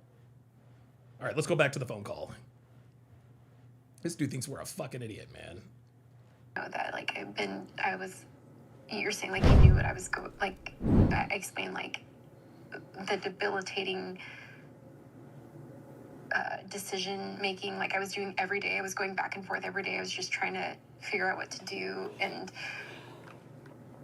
I regret the way I handled it. And I feel like the first few weeks I was like thinking about you first. I feel like I was like in a triangle of like, dude. Okay, if I don't have the baby, then things can continue going on with Abba. And if you don't have the baby, things can continue going on with Abba. What in the fuck? But if I have the baby, then it's just like all this pressure with someone, you know, I understand that's what you thought in your head, but like, I think the frustrating part for me is I literally flew down to be there for you for the abortion. I don't know how things were going to go afterwards, but like, I would have supported you regardless. This is bullshit. Don't think that I look at you and I don't care about how you feel. Like, you don't think at the time I'm like seeing you and I do love you, and I'm like looking at you and I'm like, this guy's devastated. And then a part of me is like, I also don't want to, but I'm like, again, I was like in this triangle where like, okay, if I don't have the baby, things can still move forward, because it's like, we can still figure out if we're compatible. We can still figure all that out. And yeah, if I don't think if the pregnancy happened, I don't think any of this would have happened. But sorry, go ahead. Go ahead. I don't know. I think. Shout out to Mac with the $25 Cash App. He says Don DeMarco for the Batman clip. Dude, that's immediately what came to mind. It was Edward Nigma. He was like my brother. I found this in my cubicle. You'll see that the sentence structure matches, including the dictation and the handwriting. I was like, oh my god, this fucking guy. I always told you the outcome I would have preferred, but I told you I would support you regardless, and I'd be there for you. This is bullshit. And I think I try to show up both emotionally and physically by being there in person. I think I went out of my way to try to make that clear to you. And also did. See, all of this. Do you see how he's verbalizing literally everything?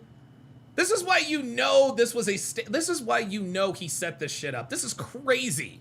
Lie to you. I didn't tell you I'm gonna be fine, everything's gonna be great. I told you like it's gonna be tough on us. It's gonna be tough on you, it's gonna be tough on me. I don't know how I'm gonna change afterwards. I can only tell you that I'm dreading it. And I think that's a reasonable and like mature response to the whole situation. You know, I don't need anyone to coddle me or anything like that. Like, I know these things are gonna be. Bro, oh my goodness, you do need someone to coddle you. She said she tried to comfort you. She had to coddle you. That's why he said, I don't need anyone to coddle me. Law number 24, guys. Law number 24. I'm usually a calm person, blah, blah, blah, blah, blah. No, you're not.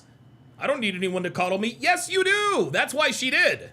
And who knows, maybe it does break us. Who knows? Maybe it does break us. He is giving her the impression that this whole thing might not break us. Maybe it does break us. Do you guys hear that? Maybe it does break us. That was the hook that he used to keep her thinking that maybe they were still together. You guys understand what I'm saying here? Maybe it will break us. Okay? It's not what he said, it's what he didn't say. Maybe it will break us, as if to imply that they are still together and not broken yet. He was thinking that statement, maybe it might break us, he was thinking that statement would give her the impression that he was still going to be able to contact her. And again, when it became clear that he was not, that's when she went public. But I would never force you into parenthood before you're ready. And I've always told you that. Of course not. She didn't want it. Always. And I understand you may have not felt that way, but I think you don't know from my perspective, like, I really tried to convey to you what I wanted whilst letting you know that I would have your back to the best of my abilities. Bro. Whatever you choose. Bro. Yo. All of that, dude, all of that foul language, all the name calling you did, and now all of a sudden you want us to think, you expect us to believe that you're just this saint? Come on, dude. Like, this dude must think we are an idiot. He must think we are stupid. And I understand you might have felt differently. I'm just saying what I said and what I tried to do in terms of action. See, do you see how he's going down the list? I guarantee you he's got notes in front of him. He's like, okay, there are certain marks that I need to hit so that when and if she goes public with this, I can use this as a counter. Abba, bro, I'm sorry. This does not let you off the hook, my guy. Nah, bruh. No, you crashed out on this crazy bitch. This is not who you are, bro. The secret's out. You know you're recording this phone call. This was 100% staged on his end. Okay? Right, because you didn't want me there for the abortion. Remember? See? You didn't want me there for the abortion. He keeps trying to put this stuff on record. I had to convince you. Yeah. Yeah. So I wanted to be there for it, and I told you it's my responsibility. Oh my God. It was not to convince you. When I got there at the hotel, I was not trying to talk to you about it. And I know you were trying to say sweet things to me to tell me, like, we'll have more kids in the future, all this stuff. I was like, you don't have to say this stuff. It doesn't make me feel... I just want to say that's such a weird thing to hear from somebody when they're telling you they want to have an abortion. They're like, oh. I'm going to be there. We just got a big day tomorrow. Let's just take... James Hancock with the $5 super chat says, it's always the holier-than-thou actors who have the darkest skeletons. Dude, real talk. Absolutely. Just like all of the men who were the staunchest advocates for #MeToo, those were the guys getting Me Too'd. Men should not harass women in the workplace. A week later, he gets fired for harassing women in the workplace. Do it.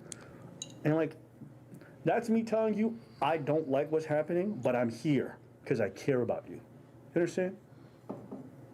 So, I think what's tough for me is, like,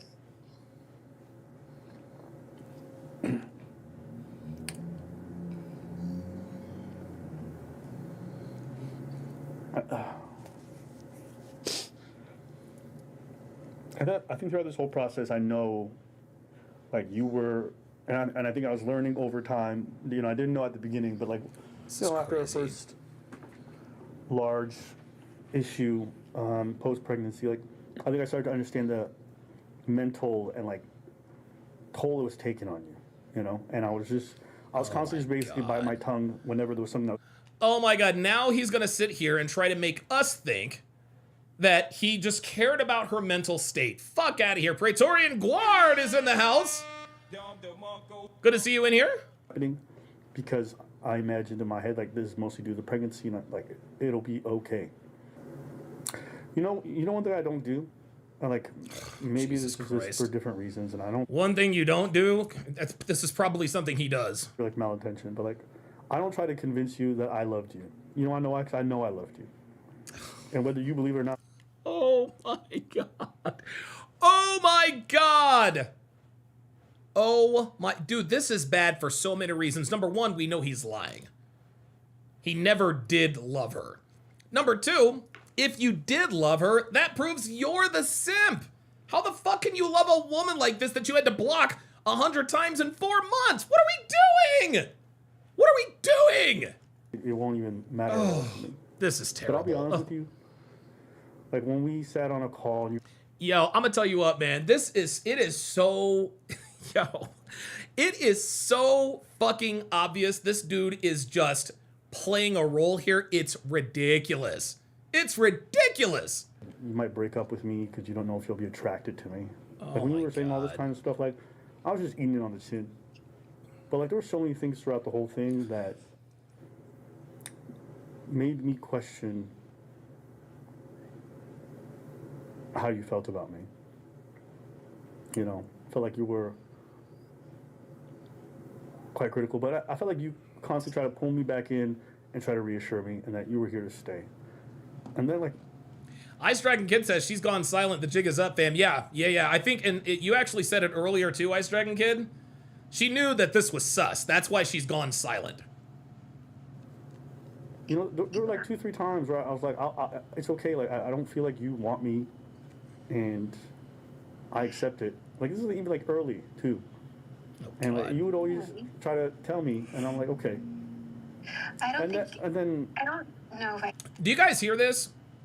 Even he was questioning whether or not she was truly sexually attracted to him. She wasn't, Abba. The only reason why this bitch was fucking you is because of who you are. That's it. That early, and the conversations I had with you.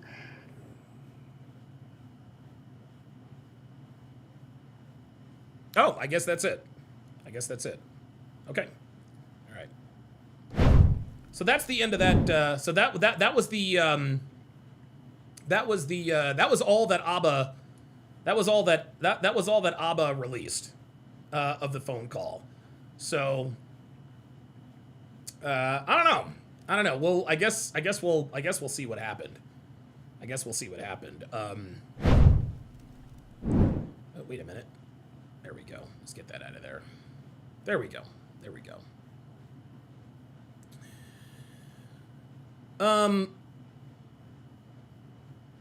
I am gonna play another cartoon video. It's actually how I almost got baby trapped. But at the end of the day, guys, this is why we talk about what we talk about. Okay, Ab and Preach have done nothing but dog us here in the manosphere, tell us that we don't know shit about women and we don't know what we're talking about. And everyone who comes for the manosphere, everybody who comes and tries to make it look like you guys don't know what you're talking about, I've got it figured out. Really? We were right about Destiny. We were right about Neon. We were right about Akash. And now we were right about Abba. We were right about Abba, y'all. We are undefeated in the manosphere, man. And the reason we're undefeated is because we know these fucking bitches. We know these bitches. And here's another thing, y'all. Abba, by the way, Abba just got red-pilled. He just got red-pilled. He's not going to admit it, but he just got red-pilled. He just, like, he's been telling us all these years that we don't know what we're talking about. He now knows. He knows. He dogged Fresh for months over his bullshit with Daisy. And he walked right into the same trap. And again, that phone call was damage control. The only reason why he recorded that phone call is because he knew that she had an entire dossier made up. And at the end of the day, this dude almost got baby trapped with a low sperm count. This is why this is bad. Number one, this woman, I don't believe this woman was ever pregnant. At least not with his child. Okay, number two, she actually tricked him into making him think that she was pregnant with his child. And he took the bait, hook, line, and sinker. She's got all this proof of No, it's all fucking cap. Bro almost got baby trapped with a low sperm count. And like I said before, he believed Daisy. He believed everything that Daisy was saying, right? He took everything that Daisy said as gospel truth. But now we're supposed to believe that she's a liar? Right? And it was funny. Fresh got caught slipping, and I remember it was Abba who wanted to rename Fresh's unborn baby. Right? Like, he wanted to rename Fresh's unborn baby. Well, we're gonna name your Fresh. We're gonna name your unborn baby Abba. We're gonna call her Sneeka.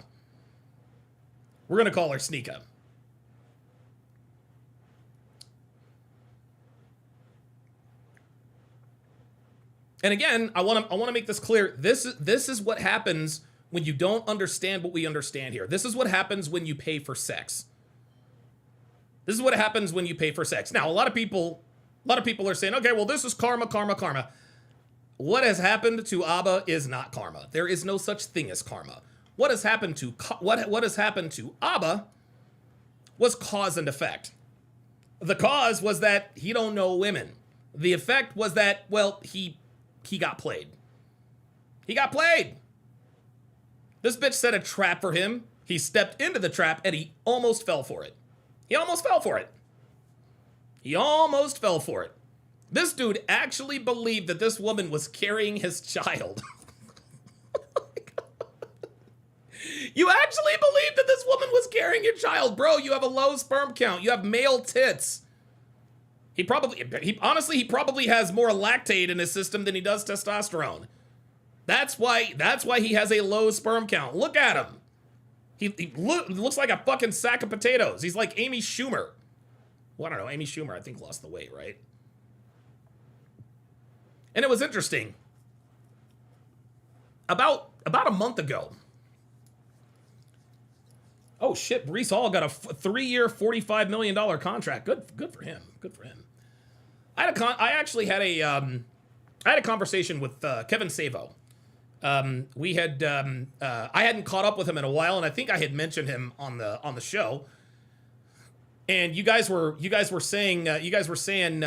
asking, hey man, how's Savo doing? What's he up to? So I shot him a text message, and we shot the shit, which was cool. We caught up, updated him on what I was doing. He updated me on what he was doing.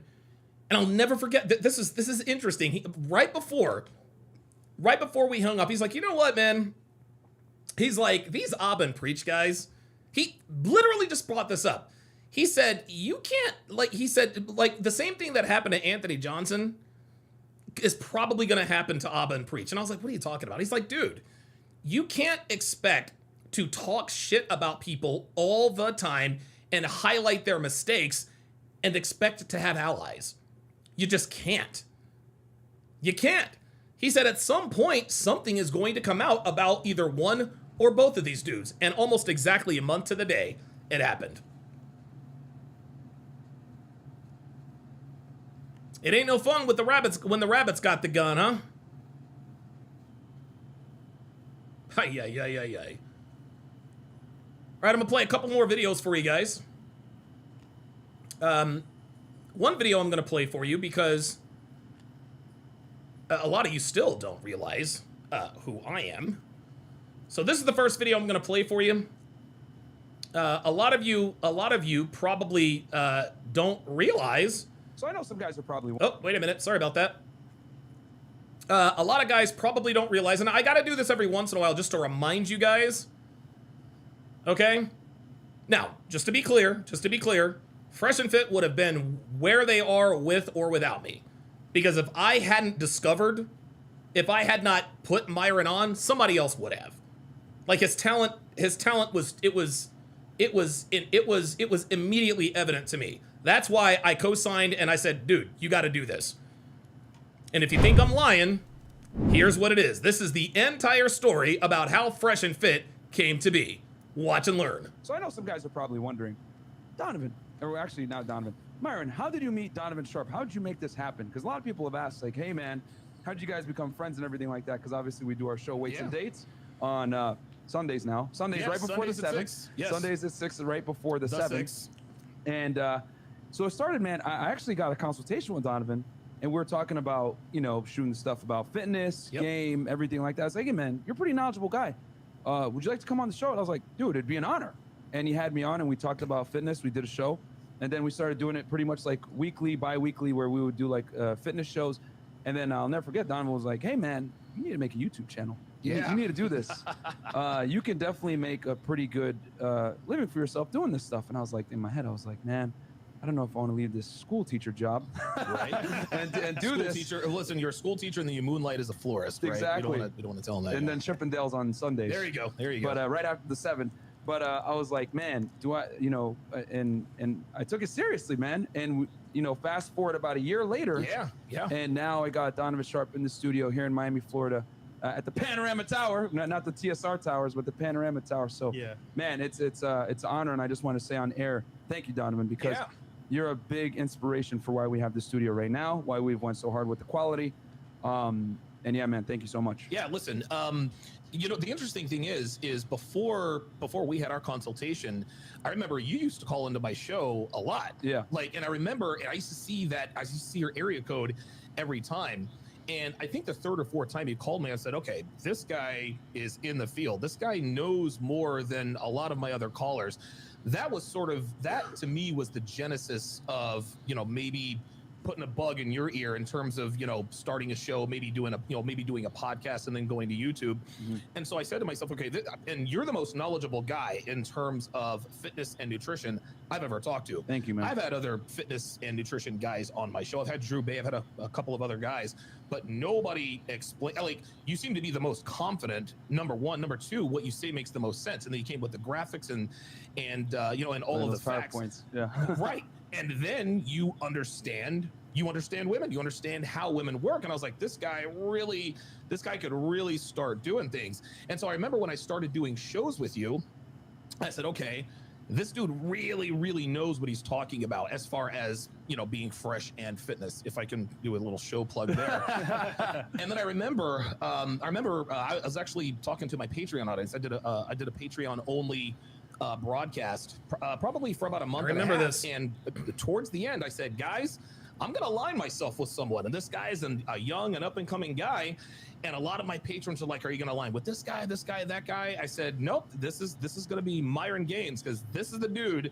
This is the next dude. Like when I'm dead and buried, or if for whatever reason, YouTube, deletes my channel right before I get to 100,000 subscribers. He's right there, guys, by the way, almost at 100,000. No, I think I'm 901 subscribers away from 100,000. I never thought this day would come. But I figured as soon as I'm, if I'm gone or they find some way to erase me off the internet, you're the closest there is to, I guess, another me. Yeah, so, man. Yeah. And guys, what's funny? Behind the scenes, like, you guys are so similar, and that just goes to show the power of networking. Myron came in, added value to Donovan's show. Yes. Donovan said, you know what, this guy has potential. Let me look into him. And then from there, it blew into this. It's very true, man. Powerful. It's very true. And then me and Fresh met through Solo TV. Yep. So if I didn't do the 7 with you, I would have never met Solo TV. I would have never met Fresh, and then we wouldn't even have had this. So, guys, this is, not to plug our Instagram course, which Donovan's affiliate code is below. And by the way, the 6 and or the 7, that featured Myron and Kevin Samuels. Kevin was he was an original member. He was an original member of the 6. And dude, I didn't know what to expect. I didn't know what to expect from all that. Hang on a second. Where is... There it is. Okay. Yeah, all right. But, all right, so I'm going to play you guys one more video. And again, the reason why we teach you guys certain things... The reason why we teach you guys... Oh, boy, I don't know what the hell that was. The reason why we teach you guys these things is because we've gone through these experiences. And listen, man, somebody put in the chat, I know you're happy to see this kind of stuff. I'm not happy to see this, man. And look, man, it would be easy for me to come on here and call Abba all kinds of names. Right? I could talk about how he got milked, whatever. You know what I mean? Like, I gotta come on here and call him all kinds of names because I think I have license to, because that's what he's done with me over the years. I'm not doing all that. I'm not doing all that. I'm not gonna do any hit pieces or whatever the case may be. I'm not doing all of that. That's just not how I am.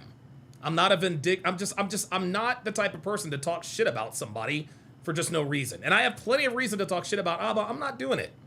I'm not doing it. Okay? I'm not doing it because I'm just not, I don't know. I just don't feel the need to. I don't feel the need to, man. I really don't. I think this whole thing, this whole situation speaks for itself. There's no need for me to pile on. There's no need for me to pile on. But no, I'm not happy that this happened. I'm not happy that this happened. I'm not jumping for joy that this happened. Now, I know Myron probably feels differently because even though they've done a couple of hit pieces on me, they went at Fresh and Fit for years. So I understand that totally. But I'm not gonna, dude, I'm not, like, just like I told you guys, in terms of the way black women, they like to celebrate our deaths. They like to talk a bunch of shit about us. Guys, leave the feminine behavior to the females. Let them talk shit. Let them talk out of the sides of their necks. Let them react emotionally. I'm not doing that here. At least that's not me. You know, what purpose would it serve for me to come on here and talk all kinds of shit about Abba? No. All I did was I systematically pointed out where he fucked up and where he made the mistakes, man. And I hope he learns from this. Like, I genuinely do, because even though Abba doesn't like me very much, and I definitely don't like him, he's still a man, guys. He is still a man. And at the end of the day, I am team man. I said it about Destiny before, too. Destiny has spent all this time trashing me. When the shit happened with him and Melina, and you guys might not remember this, but I said, hey, Destiny, look, bro. Look, man, if you need someone to talk to, like, if you need someone to help you out, I won't even tell anybody about it. I'm not gonna broadcast this, like, because Destiny was clearly hurt by the situation. He was clearly hurting. I believe that he truly loved Melina, and Melina did him fucking dirty. You know? Abba almost got baby trapped by a psycho bitch. I'm not gonna celebrate that. You know what I mean? Like, what? Like, how does that make me look coming on here, you know, celebrating somebody else's, you know, supposed downfall? And like I said, Abba's gonna be fine. This is not gonna cost him anything. Yeah, he's gonna go through it for a few weeks, and people are gonna talk shit. At the end of the day, he's gonna be fine. He is absolutely going to be fine. I'm not worried about that. I don't wish anything bad to happen to Abba. I just don't, because he is a man. And at the end of the day, I am team man. Shout out to Ark Survival. Welcome to chat privileges at Ark Survival 11 to welcome him to the family. Right? And so what I'm going to do in this situation, I'm going to show a characteristic that Abba says that he has. I'm going to show some integrity. I'm going to show some emotional maturity. I'm going to show a little bit of masculinity. I'm not going to come on here and make fun of him and bash him. There's no need for me to do that. This situation speaks for itself. It speaks for itself. I don't need to attack Abba, man. Like, dude, he's got enough problems of his own. And yeah, I've got plenty of reason to do it. He's released, what, 2 or 3 hit pieces on me over the years? I think he just released one about a month and a half ago or something like that. I don't give a shit. I don't watch him. I just don't care. Like, and the reason why I don't feel the need to attack him, guys, is because I'm winning at life, guys. My life is awesome. I live in a ridiculous house. We have the cutest dog in the world. Devin just got an e-bike. I live a quiet life in a Reno Valley in a really nice neighborhood. What do I need to come on and cook somebody for? There's no need for that. I'm good. I'm solid. I'm rock solid, man. And if you want to get to where I'm at in life, don't make mistakes like Abba made. Because if Abba makes this mistake again and again and again, that's when we'll start to worry. That's when we're going to start to worry. Hopefully Abba learned from this, and I think he did. Number 1, Abba, wrap your cock, you idiot. Don't be shooting your fucking loads in these bitches raw, especially a crazy bitch. Lesson number 2, Abba. If you had to block the bitch 3 weeks after you met her, maybe you shouldn't have fucked her raw. Like, like, Abba, you can't ignore stuff like that. She showed you very, very clearly that she was fucking crazy. From the jump, you blocked her. 3 weeks. You kept blocking her and unblocking her, and you still thought it was a good idea to have unprotected sex with this woman? Are you surprised that she went public with all this? Number 3, Abba, when you have sexual relationships with people, have them sign a non-disclosure agreement. If she signs an NDA, she can't say anything. That's how you do it. That's how you do it. I'm not gonna come on here and make fun of Abba and laugh at him. I'm gonna try to help the guy out. I'm gonna try to help the guy out. Hopefully he watches this. Hopefully he watches this. I don't think he will, but hey, it is what it is. But at the end of the day, guys, at the end of the day, this is why we teach what we teach. This is why we teach what we teach. We teach you guys the true nature of women. We teach you about hypergamy, branch swinging. We teach you about how women like to finesse, etc., etc. We don't do this to run our mouths. We do this because we've experienced this shit. Okay? I have experienced girls trying to tell me that they're pregnant. I experienced one girl actually trying to fucking baby trap me. And I'm gonna play that video for you right now. This was absolutely the craziest, one of the craziest things I had ever been through.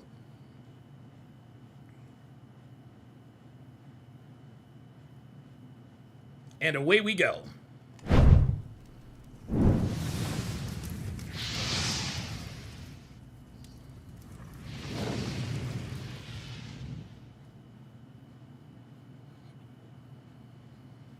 Each other.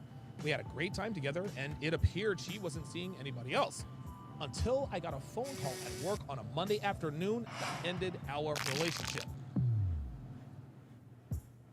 Back when I lived in Vegas, I was in a really, really serious relationship with a Latina girl for about a year or so. Her name was Christiana, and she was exquisite. Beautiful girl, 23 years old, long, thick black hair, gorgeous face, perfect body. Her butt was out of this world hot. She had nice perky boobs, the whole nine. Like the kind of girl who could date anybody she wanted, male or female. And the reason I knew this is because she got hit on by both genders when we were out. Now, she did have a small foot tattoo and a small wrist tattoo, but really, other than that, she is easily one of the hottest girls I've ever actually committed to. I've hooked up with plenty of solid 10s. But after having dated about, I don't know, half dozen strippers or so and getting cheated on by every single one of them, I finally learned that, well, 9s and 10s are community property. They belong to the game. Have your fun with these girls, but do not commit. Anyway, if not for Christiana's tattoos, she'd probably be somewhere between, I don't know, a hard 9 and maybe a soft 10. I mean, this girl was hot. So our relationship started like most seem to these days, and that is just casual bed buddies. I met her at a house party out in Henderson. I was inside with my buddies having a few beers. She was out on the porch drinking tequila with her girlfriends. Everybody was out having a good time. Well, obviously, I knew I wanted her the minute I saw her. So I walked out onto the porch where she and her friends were, and I said to the group, "Go inside for a while. I'm gonna hit on your friend here and see if she's interested in being one of my wives." They all laughed, including Christiana. Now, they all knew exactly who I was talking about because she was easily the hottest looking of the bunch. She was the best looking girl there. So they said, okay, and they all went inside. So when we were finally alone, I said to her, "You know, I was kidding about the wives thing. I'd rather you be one of my girlfriends." And she responded with, "Well, I was thinking about making you one of my boyfriends too." I smiled back and said, "I got bad news for you, sweet cheeks. I don't share." She said, "Good, because neither do I." And it was on from there. It didn't take long before we were in a full-on relationship. We got along great, and the sex was incredible, which was kind of surprise to me because sex with super hot girls is usually pretty average at best. She liked that I was always in control and made all the decisions so that she could do what girls do, which was relax, be hot, and take good care of me. I mean, this girl completely submitted to me. We really, really liked each other, and it was obvious to everyone around us. Now, we were friends with benefits for about 3 weeks before she told me one night, "I'm not seeing anybody else. I hope that means something to you." Now, maybe she was, maybe she wasn't, but that didn't really matter to me because we were together literally every night. I mean, if she were sleeping with someone else, it would probably have to be at work because she worked crazy hours as a hairdresser. Now, I had a couple of other girls I was seeing on the side while she was at work, and she did find out about one of them, but she didn't really seem to care. She just said, Look, I want to see it. I want to hear about it. Just keep anybody you're seeing to yourself. So we had what I thought was a pretty solid relationship. We were into each other, we had a great time together, and it appeared she wasn't seeing anybody else. So we were a very happy couple for the next couple of months. Things never got stale, the sex was great, she kept herself in shape, she cooked my meals, she cleaned my dinky little apartment, and she was genuinely happy to do it. So our 1-year anniversary came and went, and things are still going great. Until I got a phone call at work on a Monday afternoon that ended our relationship. Before I talk about that crazy call, don't forget to like, subscribe, and share. And if you want tens of thousands of hours of exclusive content not found anywhere, guys, go to patreon.com/DonovanSharp. Video and audio versions of every episode, including the podcast editions, which are free of the small talk, and the ability to see tomorrow's video today are just the tip of the iceberg. Join our community of over 1,500 men who strive to live lives of unapologetic masculine dominance at patreon.com/DonovanSharp. Link in description. Okay, let's get back to my story here. So we're going to rewind about 9 months or so and get some background as to why this phone call ended things between us. Christiana was on a shot for birth control. She was on Depo. She wanted to stop using condoms at about the 3-month mark of our relationship. And of course, I told her I would do no such thing. So like most girls, she told me that she was on the pill, and like most men with my level of awareness, I told her I didn't care. I'm still wrapping up. She continued on with the female playbook and said, "Don't you trust me?" I said, "Look, sweetie, I don't trust anybody. Don't take it personally, but I don't want kids. If this is a deal breaker for you, that's fine with me." I told her, I said, "Look, I like you a lot, and if we part ways, it's gonna hurt, I'm not gonna lie. But this is something I will not compromise on, even if it means we have to break up." So she said, "Oh, no, I don't want kids either." So I said, "Okay, so what's the problem?" Well, she says, "Well, I just want to feel closer to you and have better sex. You take way too long to, well, go. Sex feels a lot better without condoms, right?" I said, "Well, of course it does, but it feels a lot better when you know you can't get the girl pregnant." So she says, Okay, what if I do this? What if I let you watch me take the pill every day? Would you do it then?" I laughed and said, "Hell no." And that was the end of that. Or so I thought. So the next day she calls me up and says, "I'm coming to pick you up. I have a surprise for you." So I said, "All right, cool." Now I was thinking she was going to take me to lunch or take me to the mall to buy me a new shirt or something, because she was always doing this kind of stuff for me. She never drove her car unless she was treating me to something. But she ended up taking me to a doctor's office. When we pulled into the parking lot, I said, "What are we here for?" I honestly had no idea what was happening. She said, "I'm going on the shot, and I want you to be here when it's administered." Now, I'm going to be honest, guys, this shocked me. I've been with a lot of girls in a lot of different situations, but I've never had a girl do this. I've had plenty of girls tell me that they were on the pill or the shot or had an IUD or whatever, but knowing women like I do, I never took them at their word and just threw caution to the wind. Yes, I will admit that there were quite a few one-night stands I had with girls I picked up at a casino or a bar or a club or the strip, and wasn't as responsible as I should have been, but as far as I know, I don't have any kids, at least none that I know of. And the reason for this is that I always wrapped up when I was hooking up with my girlfriends, friends with benefits, and so forth. But here this girl was offering to relieve any and all doubt I had as to the status of her birth control, and like I said, this had never happened before, at least not on this level. So I told her, "This is not going to make a difference. I'm still not going to have unprotected sex with you." Now, something in my voice and face must have told her that I wasn't being completely honest. I didn't make a decision to abandon the use of condoms right then and there, but I wasn't necessarily ruling it out either. I mean, if this girl really was going to let me watch the needle go into her arm every few months to make sure she couldn't get pregnant, then maybe I could, at the very least, reconsider my position. So Christiana, who correctly read my body language and knew that I was at the very least thinking about her proposal, says, "Okay, no problem, no pressure. But I would like for you to come in with me to these appointments every few months anyway, so that you can see for yourself in case you decide to change your mind." She continues, she said, "You can ask all the questions you want, and I'll give the doctor permission to give you my medical information about my birth control. I'll give them your phone number. You'll have complete access." So the doctor gives her her Depo shot. I see the needle go in and I see the plunger go down. After that, I asked a bunch of questions. How long did the Depo shot prevent pregnancy? How long does it take effect? And so on and so forth. And 2 weeks after she got the shot, I stopped using condoms. And like clockwork, every 3 months, we went to her doctor's office and Christiana got her shot. We never had any pregnancy scares. Everything was solid. Now, let's fast forward to the Friday before I got the phone call on Monday. Christiana had an appointment to get her depot shot, but I couldn't make it because I had to work. My car was in the shop, but I'd been to her last 3 or 4 appointments and figured, okay, I'll let her go alone and I'll make her show me the paperwork, the receipt, and all the rest of that. So she comes and she picks me up from work that afternoon, and I saw the same medical tape and gauze pad on her arm as they had at the doctor's office. Same size, same color, same everything. As soon as I saw that, that was enough to verify that she had indeed gotten her shot. Now, the reason I didn't ask her to produce any of the paperwork is because I was distracted on account of one of the girls I was sleeping with at work who started to act up. Oh, and for the record, guys, do not sleep with your coworkers. Oy, I've made this mistake many, many times, and in the end, it's just not worth it. Bro. Thankfully, I worked at a call center, so that thing blowing up didn't cost me my job. Anyway, the drama at work caused a lapse in concentration, and because of that, Christiana's tape and gauze pad was all I needed to see.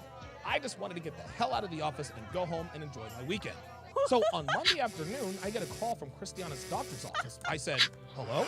And the lady said, Hi, this is Lacey. I'm from Dr. Glom's office. I said, hi, Lacey. This isn't Christiana.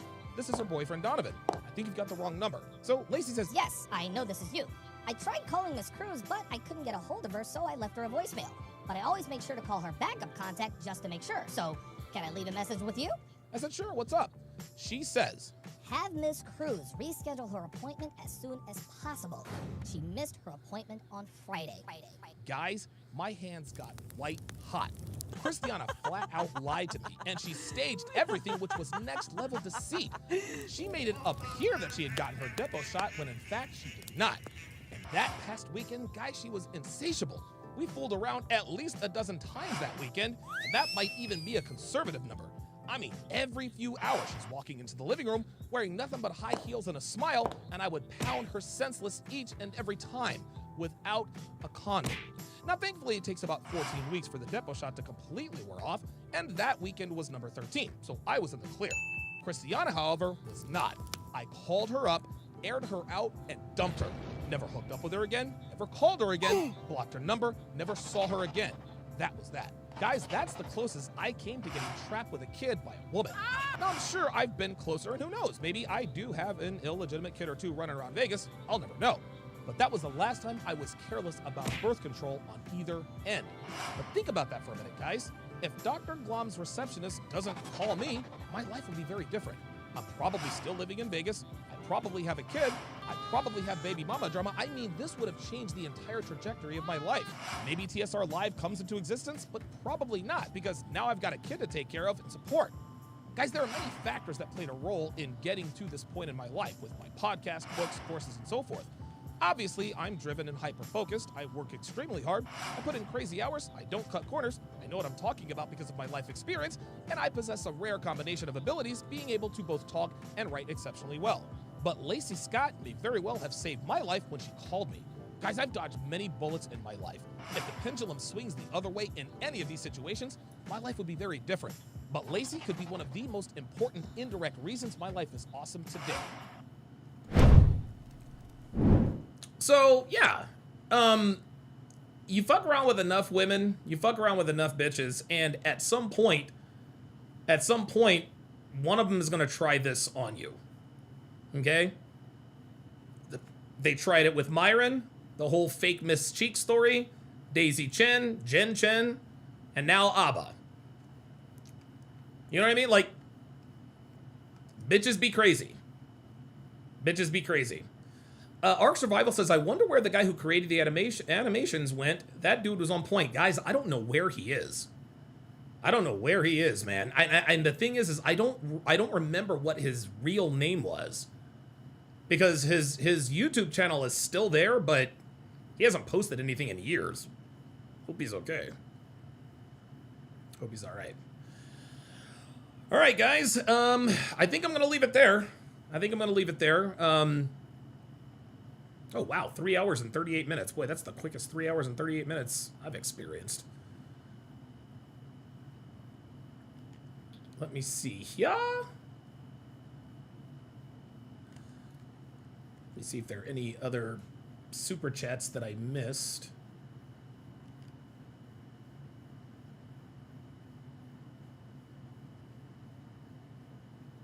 I Can't believe this is still monetized. That's weird.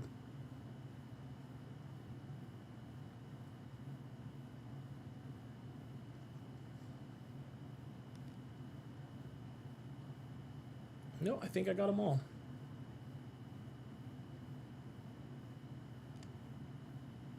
Yep, I think I got them all.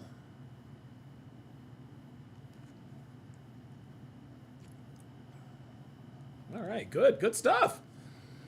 Good stuff, man. Yeah, great show today, guys.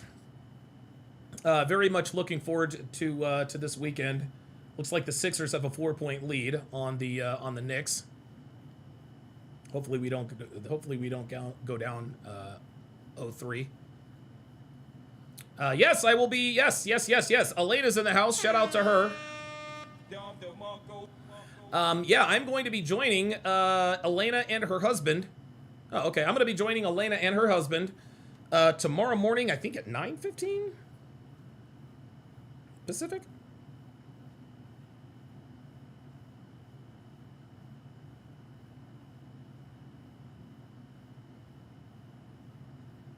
Yeah. Yep, 9:15 a.m. Pacific, which is going to be 12:15 p.m. Eastern.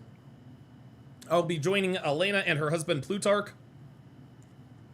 We're going to be doing a podcast together, so I'm very much looking forward to that. So you guys will see me on a live show. Also, another big weekend here at the Sharp Family Compound. We are putting plants and flowers in the ground. We are putting plants and flowers in the ground. I'm going to grow my marigolds from seeds. So very, very much looking forward to doing that. Oh, dude, she just bought an e-bike. I think she paid like $800 or $900 for it. She's gonna buy like a Pilates thingy, Pilates whatever.